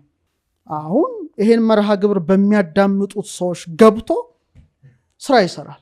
የትም የምድር ጫፍ ቢሆን የትም በቃ አለቀ፣ ስራ ይሰራል። ስለዚህ ለዚህ ነው እኮ አንድ መልእክት ስታዳምጥ ወይ መጥፎ ነገር ያድርብሃል ወይ በጎ ነገር ያድርብሃል። መሀል ላይ ብሎ የለም። በጣም አደገኛው ያ ነው። አሁን ይሄንን ንዝረት ካየን ወደ ፍሪኩዌንሲ እንምጣ ነው። በቃ ቀለል ባለ መልኩ ለማስረዳት ነው። ፍሪኩዌንሲ ዝውተራ እንደማለት ድግግሞሽ የምንለው ነገር ሐሳብ ነው። እንግዲህ የንዝረቱ ፍጥነት፣ አሁን ንዝረቱ እንግዲህ የተለያየ ፍጥነት አለው። ስለዚህ ንዝረቱ በምን ያህል ፍጥነት ተከሰተ ነው ድግግሞሹ። ሌላ ምንም እንትን የለውም እኮ። ኃይል አለ፣ ኃይል ካለ እንቅስቃሴ አለ። ያ እንቅስቃሴ ደግሞ በምን ያህል ፍጥነት ተከሰተ ነው። በጣም ቀለል ባለ መልኩና በድምጽ ውስጥ አለ፣ በብርሃን ውስጥ አለ፣ በኤሌክትሮማግኔቲክ ሞገዶች ውስጥ አለ፣ በሰውነታችን ውስጥ አለ፣ በሐሳባችን ውስጥ አለ፣ በብሬን ዌቫችን በሁሉም ውስጥ አለ ነው። በቃ እግዚአብሔር አሳድሮታል ያንን ኃይል። ስለዚህ ይሄንን በዝውተራ ኦር ፍሪኩዌንሲ በሄርትዝ ትለካዋለ ነው። መለኪያም አለው። እንግዲህ እንዴት ነው የሚለካው? በሴኮንድ ምን ያህል ነው የሚነዝረው? በቃ ቀለል ያለ ነገር ነው። በሴኮንድ ምን ያህል ይነዝራል ወይም ይሽከረከራል ነው። ለመለካት የሚያገለግል ነው። ይሄንም ስም የተሰጠው ያው የኤሌክትሮማግኔቲክ ሞገድ መኖሩን ያወቀ አንድ ጀርመናዊ ፊዚክስ ሊቅ ሄንሪክ ሄርትዝ አለና በእርሱ ሰይመውታል። ይሄን እንደውም ላቅርበው ግልጽ እንዲሆን በኋላ ምን እናገረው ነገር። ለምሳሌ ሄርትዝ ማለት አንድ ዑደት በሰከንድ ብለህ አስበው። አንድ ሄርትዝ ቀጥሎ ኪሎ ሄርትዝ ይሆናል። ኪሎ ሄርትዝ ሲሆን 1000 ዑደቶች በሰከንድ ንዝረቶች አሉ ማለት ነው፣ ሳይክልስ አሉ። ቀጥሎ ሜጋ ሄርትዝ ሲሆን ደግሞ 1 ሚሊየን ጊዜ ሳይክልስ ይኖረዋል። ጊጋ ሄርትዝ ሲሆን ደግሞ 1 ቢሊየን ሳይክልስ በሰከንድ ከበደ ማለት ነው። ስለዚህ ይሄንን የምትለካበት ነው ሄርትዝ የምንለው ነገር ማለት ነው። አሁን እስቲ እነዚህን ፍሪኩዌንሲዎችን በተለያየ መልኩ እንከፋፍላቸው። በድምጽ እንነሳ። ቅድም ድምጽ ብለን የለ በእኛ እነዚህ በድምጽ የሚለኩ ነገሮች በሶስት መልኩ ነው የሚታዩት። አንደኛ አትሪኮን፣ በርፎሪኮን፣ አተርጋውን የሚባል ብዙ ነገሮች ነው በውስጡ ያሉት። ዝሮዋን ቃላት ይባላሉ። ብትን ቃላት ማለት ነው፣ ግን ኤነርጂ የተሸከሙ ቃላት ናቸው። ድምጽ ሆኖ መሰማቸው ናቸው። በጆሮ የሚገቡ ነገሮች ናቸው። አትሪኮን፣ አተርጋውን፣ በርፎሪኮን። አሁን ምንድነው የሰው የመስማት ችሎታ ምንድነው? በፍሪኩዌንሲ ደረጃ ካየ ነው ከ20 ሄርትዝ እስከ 20,000 ሄርትዝ ወይም እስከ 20 ኪሎ ሄርትዝ ማለት ይቻላል መስማት ይችላል የሰው ልጅ ጆሮ፣ ፍሪኩዌንሲውን ማለት ነው። እነዛ ምን ያደርጉታል እናያለን። ለምሳሌ ከ20 ሄርትዝ በታች ከባድ ነው። ምናልባት ዝሆኖች እንደ ጥናት አሳንበሪዎች ለመግባቢያ ይጠቀሙታል። ያን ግን የሰው ልጅ ጆሮ ፒናው ምኑ ማምን ተቀይሮ መስማት አይችልም። ልክ ከ20 እስከ 50 ንዝረት ይሰማናል። ለምሳሌ ከበሮ ድም ድም ድም ሲል፣ መብረቅ ገገገገ ሲያስገመግም፣ ይሄ እንግዲህ መስማት የሚችለው ደረጃ ደረሰ ማለት ነው። ከዛ ከ250 እስከ 4000 ሄርትዝ መካከለኛው ነው። ንግግራችን፣ ዜማ፣ ሚውዚኩ፣ ዜማው፣ እነዚህ ነገሮች በዚህ ልኬት ውስጥ ያሉ ናቸው። በኋላ እናያቸዋለን። ሌላው ደግሞ ከ4000 እስከ 20000 ደግሞ ከባድ ድምጽ፣ ለምሳሌ የተሰበረ መስታወት ኪሽ ሲል ያለ አይደለ? ይሄ አይነት ነው። ከ20000 ሄርትዝ በላይ ግን አንችልም። ግን ለምሳሌ የሌሊት ወፎች ቦታን ለመለየት አይኗ አይም ይባላል። የምትጠቀመው ይሄን ሳውንድ ዌቭ ትራክ አድርጋ ትሄዳለች። ስለዚህ ከ20000 ሄርትዝ በላይ እንደ ዶልፊን እንደ ሌሊት ወፎች አይነቶች ማድመጥ ይችላሉ። የኛ ግን እቺ ናት ሊሚቴሽኗ። እና አሁን ምንድነው ታዲያ ይሄ ነገር ቢባል እንግዲህ ሰውነታችን ይታወቃል በሚነዝሩ ትሪሊየን ሴሎች የተመላ ነው ማለት ነው። ምን እናደርገው እኮ በጣም ከባዱ ነገር ያ ነው። ስለዚህ ትሪሊየን ድረስ ይባላል ነው። ከዛም ይበልጣል ብዙ በትሪሊየንስ እንቁጠረው ብለን ነው። እና ስለዚህ ምን ያመጣልኛ ላይ ያለው ከባዱ ነገር ብትል ለምሳሌ በኋላ ምናልባት የምናሳየው ነገር ይኖራል። ድምፅ አሸዋ አድርገው ድምፅ ሲያሰሙ ምን ይሆናል? ፓተርን ይፈጥራል። የተለያየ ጂኦሜትሪካል የሆነ ፓተርን ይፈጥራል። ጥሩ። ውሃ ላይም በተመሳሳይ መልኩ ነው፣ ያው የታወቀ ነው። ውሃ ላይ ድምፅ ከፍተውለት ክሪስታል ሲያደርጉት ብዙ አይነት ቅርጽ ሰጥቷል። አንተ 70% ውሃ አይደለህም ወይ ነው። ስለዚህ 70% ውሃ ከሆነ ድምፅ ራሱ ውስጣዊን ማንነትን አፌክት ያደርግብሃል ነው። እና ለምሳሌ የተረጋጉ ድምጾች ብሰማ፣ ተፈጥሯዊ ለስለስ ያለ ነገር ብሰማ ካልም ትረጋጋለህ። በጣም የሚያስጨንቅ ነገር አላርምህም ይብል ሌሊት የሚጮኸውን ተመልከት። ጩኸት የተሞላ ሲሆን ደግሞ ሁለመና ይረበሻል ማለት ነው። ስለዚህ የድምፅ ፍሪኩዌንሲ በዚህ መልኩ ማየት ትችላለህ በቀላሉ። ስለዚህ ሁሉም ነገር ኃይል ነው። ኃይል ደግሞ እንቅስቃሴ አለ። እንቅስቃሴ ካለ ደግሞ ንዝረት አለ። ንዝረት ካለ ደግሞ ንዝረቱ ፍጥነት አለው፣ ይለካል። አዎንታዊ አሉታዊ ነገር ሰውነት ላይ ያሳድራል። ስለዚህ ትንሽ ጸጥ ያለ አካባቢ የሚኖሩ ሰዎች እድሜያቸው ይረዝማል። ዳውንታውን የሚኖሩ ሰዎች ያው እድሜያቸው ብዙ ሊገፋ አይችልም። ምክንያቱም ሴል የሚገሉ ብዙ ድምጾች አሉ የሚመጡና ይረብሿቸዋል። ሌላው ናቹራል ፍሪኩዌንሲስ አሉ። የተፈጥሮ ፍሪኩዌንሲስ ናቸው። ለምሳሌ በጣም ከመዝሙራት መጻሕፍት የሰለስቱ ደቂቅ መዝሙር አለና በጣም ሁሌ ስጸልየው ወይም ሳነበው የሚገርመኝ ነው። ምንድነው? ይባርክዎ ሁሉ ግብረ እግዚ ለእግዚአብሔር ይላል። እግዚአብሔር የፈጠራቸው ፍጥረት ሁሉ እግዚአብሔርን ያመሰግኑታል ይላል። በቃ ምስጉን ነው ይላል። እና ምንን ሁሉ ያነሳል? ሳሩን፣ ቅጠሉን፣ አይዋፉን ሁሉም ኢች ኤንድ ኤቭሪቲንግ፣ ፀሐይን፣ ጨረቃን፣ ከዋክብት ሁሉ ያመሰግኑታል ይላል። ኦኬ ምን ማለት ነው ይሄ ነገር? ስለዚህ እያንዳንዱ ህይወት አለው ማለት ነው ካመሰገነ። እዚህ ላይ እኮ መረዳት ያለብን ይሄ ነው። ለምሳሌ በኢዮብ መጽሐፍትን በ38ኛው ምዕራፍ ቁጥር 6 ላይ ይመስለኛል የአጥቢያ ኮከቦች በአንድነት ሲዘምሩ ይላል። ኦኬ ምንድነው ነው? አገኛ ከዋክብት ምናምን ሳር ቅጠል ስንል ውርጭ ምናምን ስንል በጋ ሙቀት ስንል ለኛ እንደዚህ ነው የሚታየን፣ ግን አይደለም፣ እውነታው አይደለም።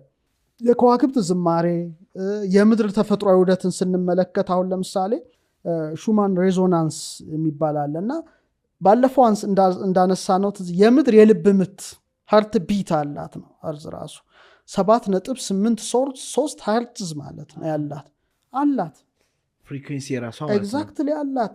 እንደውም አሁን የሚገርም ሳይንስ ምን አረጋገጠ? ከአልፋ የአንጎል ሞገድ በኋላ ብናየው እንችላለን ጋር ይስማማል ይሄ ቢቷ። ስለዚህ ሪላክስ ያደርጋል። ስለዚህ ሰዎች በባዶ እግራቸው በመንቀሳቀስ ያንን እንትን ያጣጥሙታል ማለት ነው። ኤክሰስ ፕሩቶኑን ያስወግዱታል። ሌላው ውቅያኖሶች ሞገዶች ሁሉ ሄርትዝ አላቸው። ለምሳሌ ከ0.1 እስከ 10 ሄርትዝ የሚደርስ ማለት ነው። ይሄ ደግሞ የሚያረጋጋ ፍሪኩዌንሲ። ውሃው፣ ዝናቡ ሁሉ አእምሮህን ያረጋጋዋል እያለ ሲዘም ስታየውም ስታደምጠውም ማለት ነው። ተፈጥሮ ነው። ወፎች ምሳሌ ከ2 እስከ 8 ኪሎ ሄርትዝ ነው እንትናቸው ጩኸታቸው እና የሚደንቅ የጭንቀት ሆርሞንን ይቀንሳል። እንደውም በአንድ ጥናት ላይ ስመለከት ሆስፒታል ውስጥ ምን አደረጉ? የተቀረጹ የወፍ ድምጾችን ምናምን ሲሉ የሚገርመው ብዙ ህመምተኞች አገገሙ፣ ሪከቨር ያደረጉ። በጣም የሚደንቅ እኮ ነው። ተፈጥሮ ድምጽ ምን ያህል ከባድ ነውና የጭንቀት ሆርሞንን ይቀንሳል። አሁን እኮ ዛፍ ጠፋ እኮ የወፍ ድምጽ አሰማ። እኔ ትንሽ ያለውበት ግቢ ዛፍ ስላለ ቢያንስ ሰማለሁ። አሁን እኮ ዝም ብለህ ሲሚንቶ ተፈጥሮ ጋር እና እኔ በገዳም ባሉት የምቀነው ይሄ ነው። አንደኛ አንሊሚትድ የሆነ የምድር ኃይልን በባዶ እግር በመሄድ ያገኛሉ። ሁለተኛ ደን ነው፣ ጫካ ነው፣ የወፍ ድምጽ መስማት እና የተረጋጉ ናቸው፣ ጭንቀት የሌለባቸው ናቸው። ስትመለከታቸው ድምጹ ራሱ ገብቶ ይሄን ስራ ነው የሚሰራው ነው። ጫካ ውስጥ ለምሳሌ ስትሄድ ቅጠሉ ራሱ እኮ ቫልዩ አለው አይደል? ሲል ደም ግፊት ሁሉ የሚቀንስ ልብህን የሚያስተካክል ነው። ለምሳሌ ቤተክርስቲያን ስትሄድ ገና ድምጽ ነው የምትሰማው ከላይ ኢማጂን ቁጭ ብዬ ሳደምጠው ራሱ ይገርመኛል። ዲዛይን ነው አይደለ? በደንብ ይሰማል። ሻኩሮ በድምጽም በመዓዛም በእይታም ነው። ሆን ተብሎ ነው የተደረገው። ግን ብዙ ምሳሌ አለው፣ ምሳሌነት ጭምራለሁ። ግን ዝም ብለህ ስታየው ድምፁ ራሱ የሚሰጥህን ማረጋጋት ጸናጽሉ ሿ ሲል ጆሮ ጋር ተጠግተው ኃይልህን ነው ቡስት የሚያደርገው ነው። ድካም ለምሳሌ ከዛ አፍንጫ ደግሞ ጣን ያሸታል መዓዛ ደግሞ አለ። ይሄ በጣም መዓዛ ራሱ አይን ደግሞ የሚያየው እንዳለ ሆኖ ማለት ነው። ስለዚህ ምንድነው ይሄ ነገር ቀላል ነገር አይደለም። ጤናችን ላይ አዎንታዊና አሉታዊ ተጽዕኖ ያሳድራል። ሁሉም ኃይል ሆኖ አገኘ ነው እዚህ ላይ ሁሉም ንዝረት ሆኖ አገኘ ነው። እዚህም ላይ ሁሉ በሄርትዝ የሚለካ ሆኖ አገኘ ነው። የዩኒቨርሳል ሴክሬትስ ለማወቅ ከፈለክ ቲንክ ኢን ተርምስ ኦፍ ኤነርጂ ፍሪኩዌንሲ ኤንድ ቫይብሬሽን ያለው ይሄ ነው። ከዋክብት ለምሳሌ አሁን በከዋክብት ውስጥ ስንመለከት ኤችአር የሚላ ፐልሴቲንግ ከዋክብት የሚባሉ አሉ። ድምጽ የሚያወጡ ከዋክብት ናቸው። ኢንስታቢሊቲ ስትሪፕ የሚባል ጠባብ ክፍል ውስጥ አሉ። ዴልታ ስኩቲ የሚባል አለ። ሚራ፣ አር ሌሬ፣ ዜድ ሴቲ፣ ጋማ ዶራዶስ እነዚህ ሁሉ የራሳ ሪትሙን የጠበቀ ፍሪኩዌንሲ አላቸው። እንደውም አሁን በሳይንሱ ያወጡት እና በጣም የሚገርም ድምጽ የፕላኔቶች ድምጽ አላቸው። ለአንተ ሊጨንቅ ይችላል ስሰሙ የሰው ልጅ መስማት ባይችልም ግን በመሳሪያዎች ሬዲዮስ ግን ሪትሙን የጠበቀ ነው። ስለዚህ ከዋክብት ያመሰግኑታል፣ ሳር ቅጠሉ ያመሰግነዋል፣ የሰማይ ወፎች ያመሰግኑታል ቢባል ትክክል ነው። ከዛ በኋላ ተፈጥሯዊ አሁንም እንደው በተወሰነ መልኩ ባነሳ የአራቱ ባህሪያትን እናንሳቸው በቀላሉ እስቲ። እሳት፣ ውሃ፣ መሬት፣ ነፋስ ያላቸውን ድምጽ አስበው ታውቃለህ? ይሄ ነው ለምሳሌ አንዳንዴ ውሃ እሳትን ሳይ የሆነ የነደደ የሚሰጠው ድምጽ አለ አይደል? እሱ ሪትሪታችን ላይ ካምፋየር እናደርጋለንና እንትን የሚሰጠው የሆነ ድምጽ አለው። አንዳንዴ ፉቴጆች ላይም አያሉ አስተውላለሁ። ውሃም መስማት እርሶ ቤትም እንግዲህ መጥቼ ጥሩ መንፈስን የሚያረጋጋ ነገር አለው። ትክክል እኮ ነው። አሁን ይሄ ነው ምንድነው ባለፈው በደንብ አድርገን አይተናል። ሰውነትን ሁሉ ከፋፍለን ለአራት አይተናል። እሳት፣ ነፋስ፣ ውሃ፣ መሬት ምናምን እያልን ተፈጥሯችንን ቃኝተናልና ለምሳሌ መሬትን ብትመለከታት እኮ ግራውንዲንግ ፍሪኩዌንሲ ማለት ትችላለህ። ሌላ ምን ነገር አለ? ለምሳሌ ሚንሿሹ ቅጠሎቿን ተመልከት። ድምጽ አይደሉ እንዴ? ከስሯ በቅለው እኮ ጫካ ውስጥ ስትገባ በጣም የሚገርም ድምጽ ነው ሚንሻሹ ቅጠሎቿ። ኢቭን አንተ ስትራመድ ድም ድም ድም እያልክ ስትሄድ ተመልከት። አሁን ይሄ ምን ይሰጣል? እርጋታን፣ ጽናትን ይሰጣል። አሁን ሰው ጫካ ውስጥ ለዚህ ነው ሰዎች ወክ የሚያደርጉት። ብዙ ሰዎች በተለይ በባህር ማዶ እርጋታን ካልም ያደርጋል። ጫካ ውስጥ ገብኝት ስትወጣ ድምጿ ነው። ያ ድምጿ የግዴታ የሚሰጥህ የእርጋታ ኃይል ነው። ውሃ ለምሳሌ ቅድም ያልከው ሲፈስ ለምሳሌ ዝናብን በለው ውቅያኖስን በለው ምን ሞተር ፎል ምንም በለው ምንድነው ያረጋጋሃል ነው። አሁን የቤት ለዛ ነው ደራሲ ነኝ ጽፋለሁ። ሰው ያቺ የውሃ ድምጽ ጭጭጭጭ ስትል ምንጭ ዳር ይሆንኩ ይሰማኛልና አይደክመኝም፣ ጽፋለሁ ደስ እያለኝ። ውሃ ሞሽን ነው፣ እንቅስቃሴ ነው፣ ደስ ይላል። እሳት ደግሞ ቅድም ያልከው ካምፋየር ብታረግ የነበልባሉ ድምጽ ትሰማለህ። ያ ደግሞ ምንድነው ለፈጠራ ያነሳሳል፣ ስሜትን ያነቃቀዋል። አሁን እሳት ዳር የሚደክም የለም፣ ይበላል፣ ይጫወታል። እሳት ዳር የሆነ የራሱን ባህላዊ ሙዚቃዎች ሙዚቅ ይችላል፣ አይደክምም። ይሄ እንትኑን ያነቃዋል ነው፣ ኤነርጂውን ያነቃቀዋል። አየር ነፋስ ነው፣ ያው አይነት ነው፣ ማሰላሰልህን ይጨምራል ነው። ሞሽን ነው፣ እንቅስቃሴ ነው። በቃ አንተም አትደክምም አይደል? የሆነ ነፋስ ላይ ሰው ድክም ሲለው ነፋስ ላይ አይደለም የሚወጣው፣ ያነቃ ያረጋዋል ትንሽ እንትን ሲለው።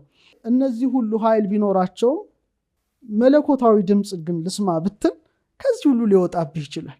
ለምሳሌ በጣም የሚደንቅ ነገር ልንገር። በሁለተኛ ነገሥት 19:11 ላይ ኤልያስ እግዚአብሔርን ለማግኘት ተራራ ላይ ወጣ ተብሎ ወጣ እና ወዲያው ነፋስ መጣ፣ ኃይለኛ ነፋስ። እዛ ነፋስ ውስጥ ግን እግዚአብሔር የለም ይላል። ነፋስ ውስጥ ከነፋሱ ቀጥሎ ደግሞ ኃይለኛ የምድር መናወጥ ሆነ። የምድር መናወጡ ውስጥም የለም እግዚአብሔር ነው።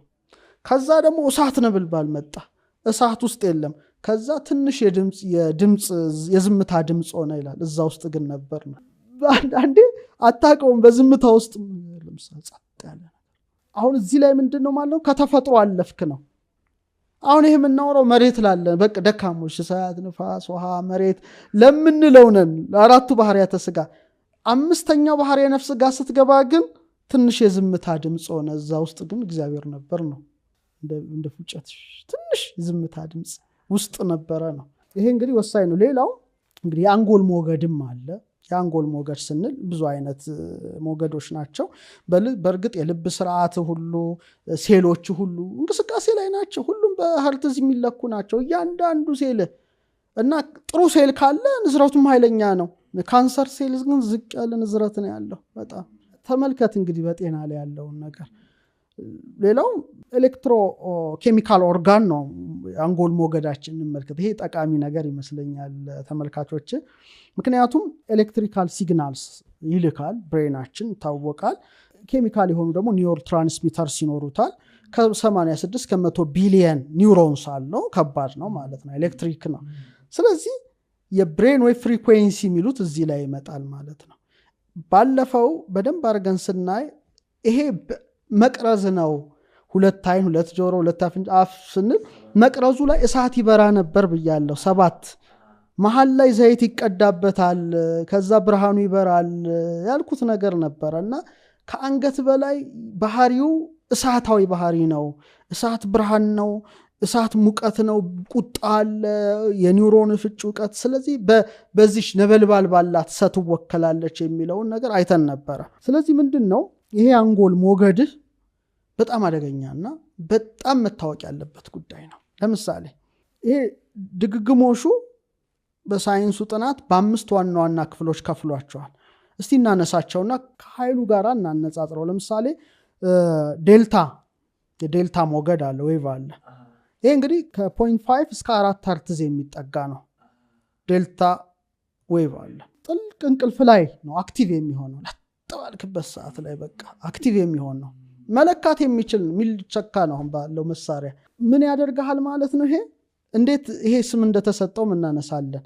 ጥልቅ እንቅልፍ ፈውስ፣ ሰውነት ወደ ነበረበት ይመለሳል። ቀኑን ሙሉ ስትወጣ ስትወር ስትባዝን ብዙ ነገር ደክመሃል። ያ ግን ጥልቅ ያለ እንቅልፍ ላይ ሄደሃል። ስለዚህ ሰውነት ሁሉ ሪላክስ አድርጓል ማለት ነው። ይሄ እዚህ ላይ እንግዲህ ዴልታ ሞገድ አለ ማለት ነው። እዚህ ላይ ሄርትዙም እስከዚህ ነው። ለምሳሌ ይሄንን ደግሞ የበለጠ የሚያጠነክረው አሁን እንደተጠናው ጥናት የውቅያኖስ ድምጽ የባህር የኔ ቤት ያለው አይነት ኦሽን ዌቭ አይነት ሲሰማ ዴልታ ዌቭ አክቲቭ ይሆናል፣ ይረዳዋል ማለት ነው እኮ። ለምሳሌ ለዚህ እኮ ነው ሰው ለምሳሌ ፀሐይን ስትገባ ስትጠልቅ፣ ከዋክብት ማታ፣ ጨረቃ ስትወጣ እነዚህን አይቶ የሚናደድ ሰው የለም መቼም፣ ይረጋጋል። ይበሳጭ ካለ ችግር አለበት በከዋክብት በፀሐይ በጨረቃ ነው። እስካሁን አላየንም። አንዳንዶች አሉና በመናደርገው ምርምር የሚበሳጩ ሰዎች ይገጥሙኛል በኮመንትና አዝንላቸዋለሁ። አስቸጋሪ ኤኒዌይስ እና ምንድነው ሃርመኒው ስምምነቱ ስንአዌ ይባላል። ስምምነቱ ፐርፌክት ስለሆነ እግዚአብሔር ስራ እኛ ነን ያበላሸነው ብዙ ነገር። ስንአዌ ማለት ስምምነት ሃርመኒ ማለት ነው። ለምሳሌ ባለፈው ስናነሳት እዚህ ልሃል ኤልሳ የሞተውን ለማስነሳት 7 ጊዜ የሞተው ላይ ተኛ። ለምንድነው? 4ቱ ባህሪያተ ስጋ 3ቱ ባህሪያተ ነፍሱ ተስማምተዋል። ያ ሲስማማ ነው የሞተ የምታነሳው አይነት አይተናል። ሃርመኒ ነው፣ ስምምነት ነው። ሁለተኛው ቴታ ሞገድ ነው፣ 8ኛ ፊደል ነው። ዴልታ ደ ነው። በጣም ከግዙ ጋር አመጣዋለሁ አንድ ሐሳብ አለ። ቴታ ከ4 እስከ 8 ሄርትዝ ነው። ሽልብታ ላይ ሽልብ ሲያረጋ ያን ጊዜ እንግዲህ ደግሞ ማሰላሰል፣ ፈጠራ፣ ግንዛቤ ይጨምራል። በተለይ ደግሞ ዝናብ ሲዘንብ ከሆነ ደግሞ በቃ የበለጠ እንትን ይላል ይባላል። ሬን ሳውንድ አክቲቬት ያደርገዋል። ዝናብ ትዝ ይላል እንግዲህ ሲያርፍ። ኤኒዌይስ በጣም ሌላው አልፋ ሞገድ ነው። መጀመሪያም የተገኘው አልፋ ነው። አልፋ ማን እንደሆነ እናውቃለን። ከ8 እስከ 14 ሄርትዝ ነው። ይሄ ደግሞ የቀን ህልም የምንለው ነገር አለ አይደለ? እንደዛ እንበለው ዘና ሲል ሰውነት የሚታይ ነው። እፎይታ ምናምን ጭንቀት ምናምን ያርቃል። ግን በዛ ላይ ደግሞ የወፎች ድምጽ ሲጨመርበት በጣም ያርቃል። እኔ ለምሳሌ ቤት ካየው ስትጎበኝ የተለያዩ ላይቶች አሉ። ያን ያጥፍቸው ነው እንጂ እዛ ላይት ውስጥ ደግሞ የወፎች ጩኸት አለ፣ ያፋጫሉና ጀስት ምንም እንትን የሆነ ደን ውስጥ የገባህና ዓለምን የረሳኸው ነው የሚያስመስለው። እና ይህን የጭንቀት ሆርሞን የሚቀንስ ነው። ቀጥሎ አራተኛው ቤታ የተባለው ሞገድ ነው። ከ14 እስከ 30 ብዙዎቻችን ምንሆንባት ማለት ነው። ስንሰራ ስናጠና በጣም ኤክስትሪም ቴንሽን ጭንቀት ውስጥ እና በቃ ያን ጊዜ ነፋስ ደግሞ ጥሩ ነው ሽሚልና ምክንያቱም ትኩረትና ያነቃሃል ነው። ቅድም አይተነዋል። እንግዲህ የመጨረሻው አምስተኛው ጋማ ነው። ጋማ ሞገድ ከ30 እስከ 100 ሄርትዝ ያለ ነው። ከፍተኛ ግንዛቤ ነው። መንፈሳዊ ነገርህን ከፍ ያደርገዋል። በተለይ ይሄ ሞገድ በጣም የሚያይለው ተመስጦ ላይ አንክሮ ተደሞ የሚባል ስቴት ውስጥ ገባ ነው። በተለይ ዜማ ስትሰማ ምናምን ለምሳሌ ይሄን ስቴት ለምሳሌ በአፄ ገብረ መስቀል አየዋለሁ። አፄ ገብረ መስቀል ቅዱስ ያሬድ ሲያዜም የለም፣ ገብረ መስቀልም የለም፣ እግሩን በጦር ወጋው ነው ያሬድን እግር አላየውም እኮ ሲወጋው።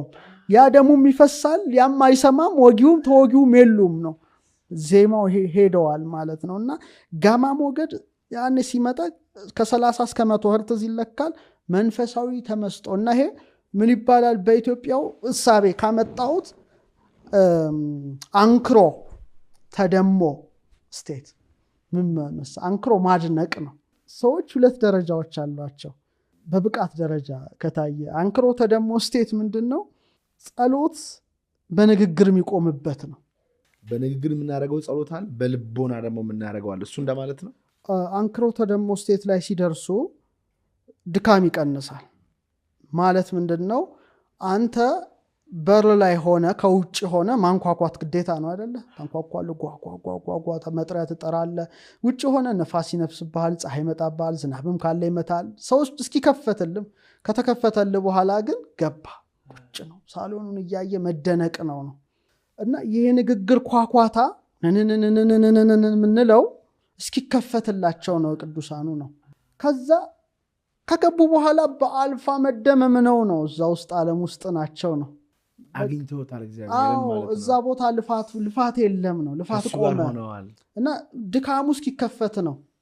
ኳኩ ይከፈትላቸው እስኪከፈት ታንኳኩ ከከፈተ በኋላ ገባህ ነው።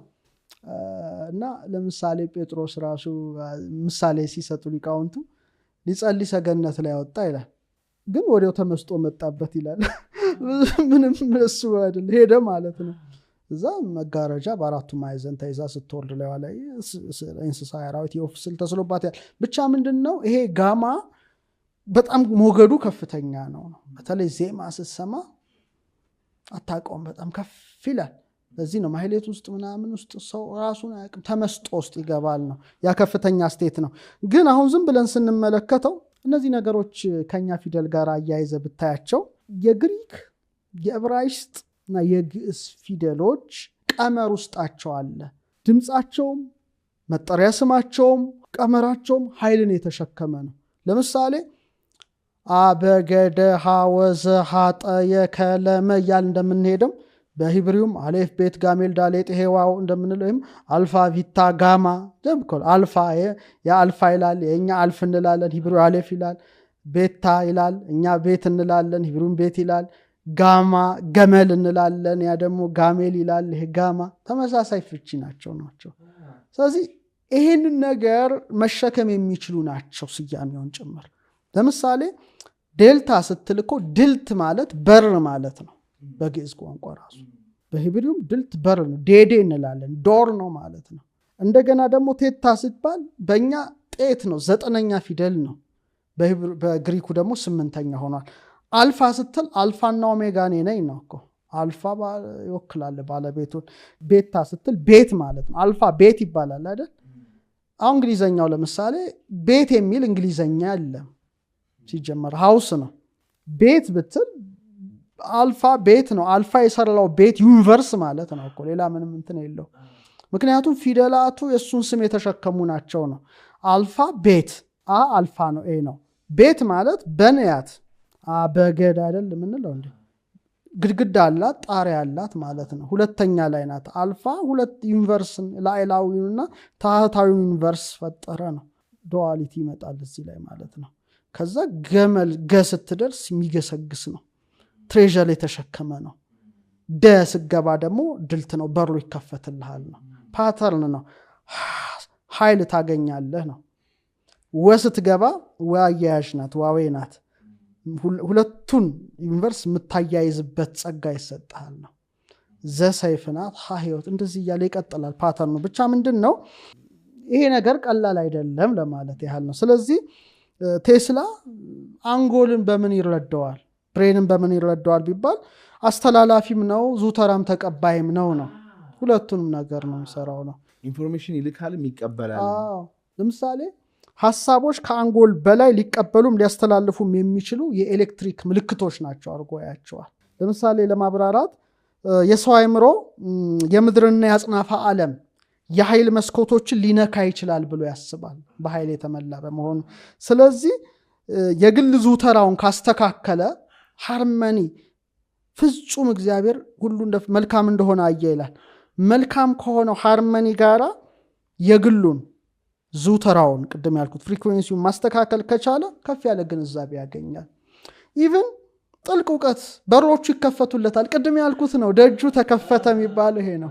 ስለዚህ በጣም ወሳኝ ጉዳይ ነው ቴስላ ያነሳው። ስለዚህ ነው የኃይልን የንዝረትን የዙተራን ምስጢር ካወቅ ያው ይሄን ታረጋለህ ብሏል። በዚሁም አጋጣሚ በእውነት ብዙ ነገር እኮ ሰራ።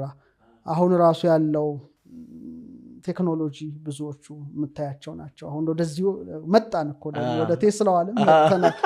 ኤለን መስክ ራሱ ያው ቴስላ ነው አይደል? ቴስላ የሚያንገዛው እሱ እኮ ሰው ሰራሽ ራሱ አርዝኩዊክ የሰራ ነው፣ ርዕደ ምድር የሰራ ነው ቴስላ። ይሄንን በማጣጣም ስለዚህ ሰዎች ምንድነው የሚለው እሱ ገደብ የለሽ ኃይል በተፈጥሮ ይጠቀሙ ነው። በቃ ዋናው ሐሳብ ያ ነው። ይሄንን ኃይል ካገኘን ገደብ የለሽ ኃይል እንጠቀም ነው። ሁሌ አሁን ይሄ ለመጠቀም ሶኬት ተሰክተሃል የሆነ ለማድረግ ይሄ ሁሉ ነገር ሳያስፈልግ ነው። እንደ ቴስላ ኮይል እነዚህ ነገሮች የሰራቸው ናቸው። ስለዚህ ይሄን ደግሞ አክሰስ ለማድረግ ፓስወርድ አለ ነው የሚለው እሱ። ፓስወርዱ 369 ናቸው ነው። ስለዚህ የአጽናፈ ዓለሙን መዋቅር ለመረዳት ቁልፍ ናቸው ነው። አሁን ኃይሉን በለው ንዝረቱን በለው ዙተራውን በለው ለማየት ፓስወርድ ያስፈልጋል ነው። ስለዚህ 3 መሰረት ነው፣ ቤዝ ነው። ስለ 3 ብዙ ነገር ባለፈው አቅርበናል።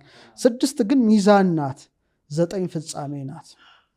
በኋላ ማንሳት እንችላለን። ስለዚህ እሱ ምንድነው የሚለው ከአጽናፈ ሰማይ መዋቅር ጋር ተገናኝተዋል። ስፓይራል ኮኑ ጋላክሲዎች እነዚህ ቁጥር ተገናኝተዋል። የጊዛ ፒራሚድ ከነዚህ ጋር ተገናኝተዋል። ከ369 ጋር እያለ ያነሳዋል። ስለዚህ የቮርቴክሱ ሚውዚካል ስኬል በለው ሳክሪድ ጂኦሜትሪ ፊቦናቺ ነምበርስ ከዚህ 369 ጋር የተሰናሰሉ የተዋሃዱ ናቸው። በእኛ ራሱ በጸሎት ካሉት 7ቱ ጊዜያት 3 ሰዓት 6 ሰዓት 9 ሰዓት የጸሎት ጊዜ ናቸው። ለምሳሌ በክርስትናው ወርቃማ ናቸው። ጌታ 3 ሰዓት ተገርፎበታል፣ 6 ሰዓት ለዓለምን ለማዳን ተሰቅሎ 9 ሰዓት ፍጻሜ ነው ተፈጸመ ብሏል። ቅዳሴ የሚወጣው 9 ሰዓት ነው። ለዛ ነው 6 ሰዓት 9 ሰዓት ይወጣል ማለት ነው። እነዚህ ግዴታ ናቸው። ስለዚህ በቴስላ ኃይል ንዝረት ዙተራ በዚህ መልኩ ካየነው ፓስወርዱ ደግሞ 369 ናቸው ብለን ማየት እንችላለን። እንዴት ነው ፕላይ አውት የሚያደርገው? አሁን እሱ ለምሳሌ ሆቴል ሲከራይ ወይ 3 ይሆናል፣ ከመግባቱ ፊት 3 ይዞራል። እንዴት ነው ሊቨሬጅ ልናደርግ የምንችለው? አሁን እሱን አሁን ትልቁ ነገር ይህንን ፖድካስት ወደ እናንተ ያደረሰው ማን ያዘዋል እሸቱ ግቢ ነው። ጤናማ ምግብና መጠጣችን ይመረጣል። የግቢያችን ድባብ ሰላም ይሰጣል። ቦሌ ሰላም ሲቲ ሞል ጀርባ እንገኛለን። ይሞክሩን። ፓስወርዱን ካወቅከው የምትጫነው አንተ ነህ ነው። አሁን ይሄ ነው ዋናው ነገር። አሁን እኮ ይሄን ነገር ካወቅ አለ እኮ እንትናቸውን ሴክሬታቸውን ካወቅ የዩኒቨርስ ቁልፍ አለ ካለ ኦኬ መጫን ነው። ፓስወርዱን መንካት ያንተ ስራ ነው። ያንተን ፓስወርድ እኔ ልነካልህ አልችልም። ምክንያቱም ሁሉም ነገር ፊደል ቁጥር ነው። ምንም ተአምር የለም። በፊደልና በቁጥር ውስጥም ኤነርጂ ነው። ኢዝ ኢኳል ቱ ኤምሲ ስኩዌርድ ብትል እኮ በፊደልና ቁጥር ነው። ኤች2 ብትል 2 ሃይድሮጅን አተም እና 1 ኦክሲጅን አተም ነው አይደል? ሮዳስ ማኒፑሌት ለማድረግ 1 ኦክሲጅንን 2 ቢያደርገው ሃይድሮጅን ፐሮክሳይድ ሆኖ ሌላ ንጥረ ነገር ሰጠው ነው። ስለዚህ አዎንታዊና አሉታዊ ነገሮች ይኖሩ ይችላሉ ምድር ላይ። ሁሉም ነገር ደግሞ ያ ነው ከንጹህ ባህሪ ከእግዚአብሔር በቀር። ተፈጥሮን ብትመለከት ውሃ ለምሳሌ ትጠጣዋለህ፣ እንደገና ውሃ ጎርፍ ሆኖ ይወስዳል። እሳት ምግብን ታበስልበታለህ እንደገና አቃጥሎ ጫካ አቃጥሎ ሰደድ እሳት ሆኖ መሬት ታርሳለህ ትቆፍራለህ እንደገና ደግሞ ተንሸራታ እንትን ትላለች ነፋስ ትናፈስበታለህ እንደገና ደግሞ ያወጣሃል ነው ስለዚህ ግን ፓስወርዱን ሰጥቷል ይሄ ሰው በ3 በ6 በ9 ላይ ከዚህ በፊት አስተዋውሳለሁ እኔ ዩቲዩብ ቻናል ከግማሽ ሚሊዮን ሰው በላይ ቶታል ብቻውን ሰርቻለሁ ቁጥሮቹ ምን አይነት ኤነርጂ ያላቸው የሚለውን ማለት ነው 3 ምንድነው በእኛ ለምሳሌ ገ3ኛ ፊደል ነው ጋማ ነው አወቀው ማለት ነው 6ኛው ደግሞ ወ ነው ማያያዝ መሆኑን ቁልፉን ታውቀዋለህ ነው 9ኛው ጠ ነው ጥበብ ነው ፓስወርድ እንትኑን ይገባሃል ብቻ ሜትሪክሱን ታውቀዋለህ ነው ግን መጀመሪያ ማወቅ ያስፈልጋል ምናልባት ከኢትዮጵያው ሐሳብ አንፃር ግን ባነሳው ምክንያቱም በ3 በ6 በ9 ብዙ ስለተጻፈ ብዙ ስለተባለ የቀሩት ቁጥሮች ወታደሮች ናቸው 3 እና 6 እንደ ንጉስ ናቸው 9 ንጉስ ነገስት ሆኖ እንዴት እንደሚመራ ብዙ ነገሮች አሉ ሰፊ ነገር ነው በሁሉም ውስጥ እነዚህ ቁጥሮች እንዴት እንዳሉ ቁጥር እንደማይደፍራቸው በስፋት ተነግሯል ግን እንግዲህ ምናልባት ከኢትዮጵያው ሐሳብ ጋር ከሆነ ግን አንድ ነገር ማንሳት ይችላል ለምሳሌ ኃይል ንዝረትና ዙተራን ስናይ በደም በኢትዮጵያ ፊደል ላይ ታይዋል የ3 የ6 የ9 ሴክሬት ይሄንን እንግዲህ በኦልሞስት 737 ገጽ በያዙት ሁለቱ መጻሕፍቶች ላይ ያስቀምጫዋለሁ አሁን ለምሳሌ ግዕዝ እዚህ ውስጥ ነው የሚመላለሰው ንባቡን ልንገር እንዴት አይነት እንትን እንደሆነ እኔና አሁን አንተ የምንነጋገርበት ሚዲየም በጣም ደካማ ነው ምንም እንትን ነው እንደዚህ ነው የሚሄደው ኃይል ግን እንዲህ ሲሄድ ነው እንዲህ እንደ ወፍ እንደ ንስር መብረር ከዛ ከፈለክ እንደ ማዕበል ይሄ ሲሆን ኤነርጂ ነው አለያ ግን ዝም ብሎ ልሙጥ ነገር ይሆናል ሊኒየር አብሶሉትሊ አሁን የምናወራበት ሚዲየም ያ ነው በግዕዝ ብናወራ ግን እንደዛ አይደለም የምናወራው ኤነርጂው ሌላ ነው ሌላ ሌቭል ነው እንዴት ላሳይ ለምሳሌ ንባብ ላይ እንኳን መጀመሪያውን ፓተርን እንመልከት አንድ ፊደል ይቆጥራል ይባላል ከዛ የግዕዝ ንባብ ይባላል ማጋዝ ማለት መዳህ እንደ ሲያነቡ ዜማ ነው እቺ መጀመሪያ እኮ ነው ዲን ፓተርን እየነካ አይነት ነው ህፃናቱ አይምሮ የሚከፈተው ይሄ ነው ሌላ ኮንተንት የለው ዝም ብሎ አይደለም ሚዲየም እንትኑ አለው ይከፍታል ያነቀዋል ያን ህፃን ነው that's why ከዛ ደግሞ ወደ ውርድ ንባብ ንዑስ ንባብ ይገባል ያንን ሲያልፍ በተለይ ስቅለት ላይ የሚነበብ አይነት ንባብ ነው ማህዘንም ተመልከት ዜማ ነው ይሄን ደረጃው ሲያልፍ 4 ንባብ ይመጣለታል ነው ልክ እንደ እሳት እንደ ውሃ እንደ ነፋስ እንደ መሬት ኃይል በለው ከፍታና ዝቅታ ያለው ንባብ ነው ዝቅ ያሉ ወዳቂና ተጣይ ንባብ አሉ እንደ ውሃና እንደ መሬት እንደ እሳትና ነፋስ በልዕልና ከፍ አድርገህ የምትናገራቸው ሰያፍና ተነሽ ንባባት አሉ በዚህ ደረጃ ነው የምታነበው ለምሳሌ አቡነ ዘበሰማያት የሚለውን ጸሎት በጸልይ አሁን አማርኛ አባታችን ነው በሰማያት የምትሉት የሚቀደስ መንግስት እንደ አይነት ነው ምንም እንትን የለው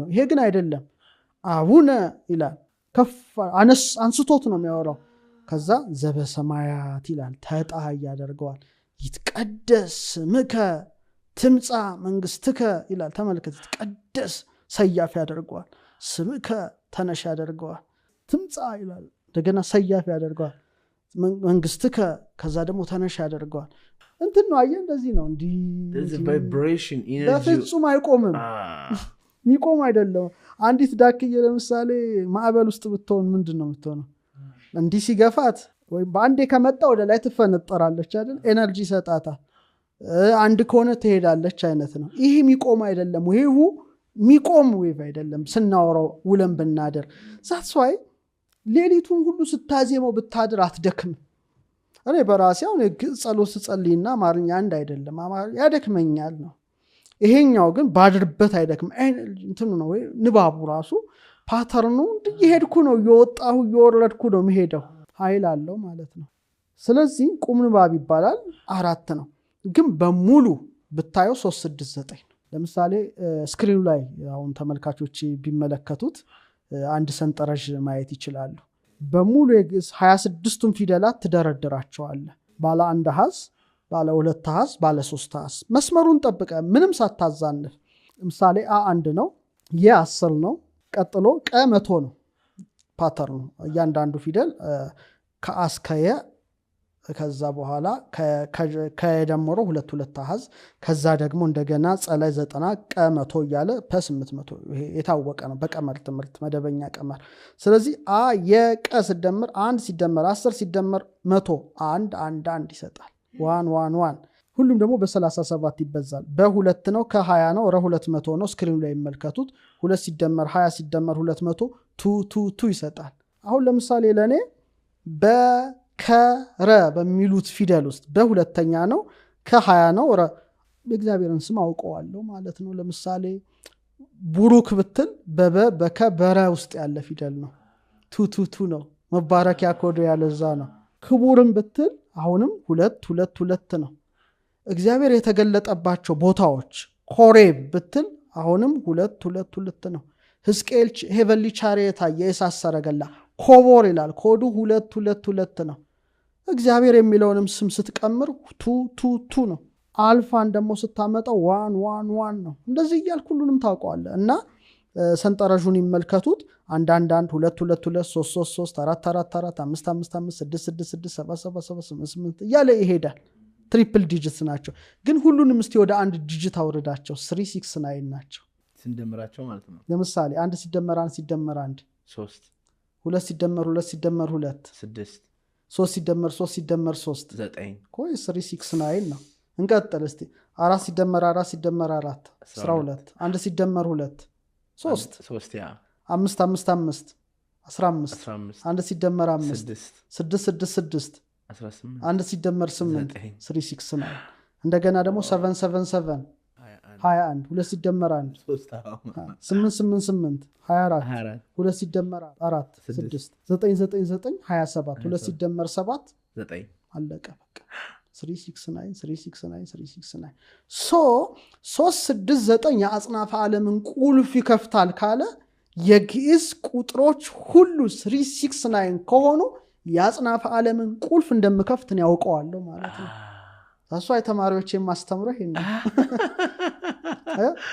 6 ወር ድረስ ይሄንን ያውቃሉ ከዚህ በኋላ ደግሞ 6 ወሩን ሲጨርሱ እንዴት ነው ይሄን አክሰስ ማድረግ የሚችሉት ነው ይሄ ሰው ትክክል ነው በቃ አውቀዋል ገብቶታል በምንም ይሁን በምን ስለዚህ የእግዚአብሔር ስሞችን ስትቀምራቸው በሙሉ በዚህ ዲጂት ውስጥ ይሄዱልሃል ነው ቅድም ስለ ዜማ ሲናገሩ በጣም ኃይል አለ ብለው ነበርና የቅዱስ ያሬድ ዜማ ከቁጥር አንፃር እንዴት ነው የሚታየው ቅዱስ ያሬድን በቁጥር መግለጽ ይቻላል እኮ ምንም እንትን የለም ምሳሌ የመጀመሪያው የአዳም 6ኛው ትውልድ የሆነው ያሬድ ነው አዳም 6ኛ ትውልድ አዳም ሴት ሄኖስ ቃይናን መላሌል ያሬድ ያ በ6ኛው ለዘመን በ6ኛው ትውልድ እንደሆነ ይሄኛውም ያሬድ ቃል እግዚአብሔር የወረደለት ያሬድን በ6ኛው ሴንቸሪ ነው የተነሳው እኔ ዝም ብሎ ግጥጥሞሽ አይደለም ግጥጥሞሽ እንደው አገኘውን ግን አይደለም በሰማይ ዓለም ሁሉም ስትራክቸር ያለው ነው የተዘበራረቀ ነገር የለምና ቀመሩ በሁሉ ብትመለከተው በ3 እና በ7 መዋዕር ውስጥ ይሄዳል ያሬድ ከዚህ ውስጥ አያልፍም 3 ፍጹም ቁጥር ነው 7 ፍጹም ቁጥር ነው 12 ፍጹም ቁጥር ነው 10 ሙሉ ፍጹም 4 ትልቅ ቀመሮች እንዳሉ ባለፈው ስላየን ማለት ነው ለምሳሌ ያሬድን ስሙን ቀምረው በኢትዮጵያ ቀመረ ፊደል በመደበኛው በተለመደው ፊደላቱ በሚገኙበት ለምሳሌ የውክልናው 10 ነው ረ 200 ነው ደ 4 ነው ሲደመረው 214 ይሆናል 2 ሲደመር 1 ሲደመር 4 7 ይሰጣል እንደገና ደግሞ ፊደላቱ በሚገኙበት ተራ ስትመለከት ይሄ 10ኛ ፊደል ነው ረ 20ኛ ነው ደ 4ኛ ነው በአበገደ ቀመራችን ስንት ይመጣል 34 3 ሲደመር 4 7 ነው ስለዚህ ህፃን በ7 አመቱ ትምህርት ይጀምራል ግን ትምህርት አይገባውም ነው ከዛ ኮብልሎ ይሄዳል ከትምህርት ቤት ሸሽቶና ዛፍ ስር ይቀመጣል ይተኛል ነው እና ትሏ ደግሞ እንደገና 7 ትወድቃለች ዝም ብሎ የተቀመጠ ነው ወይ ነው 7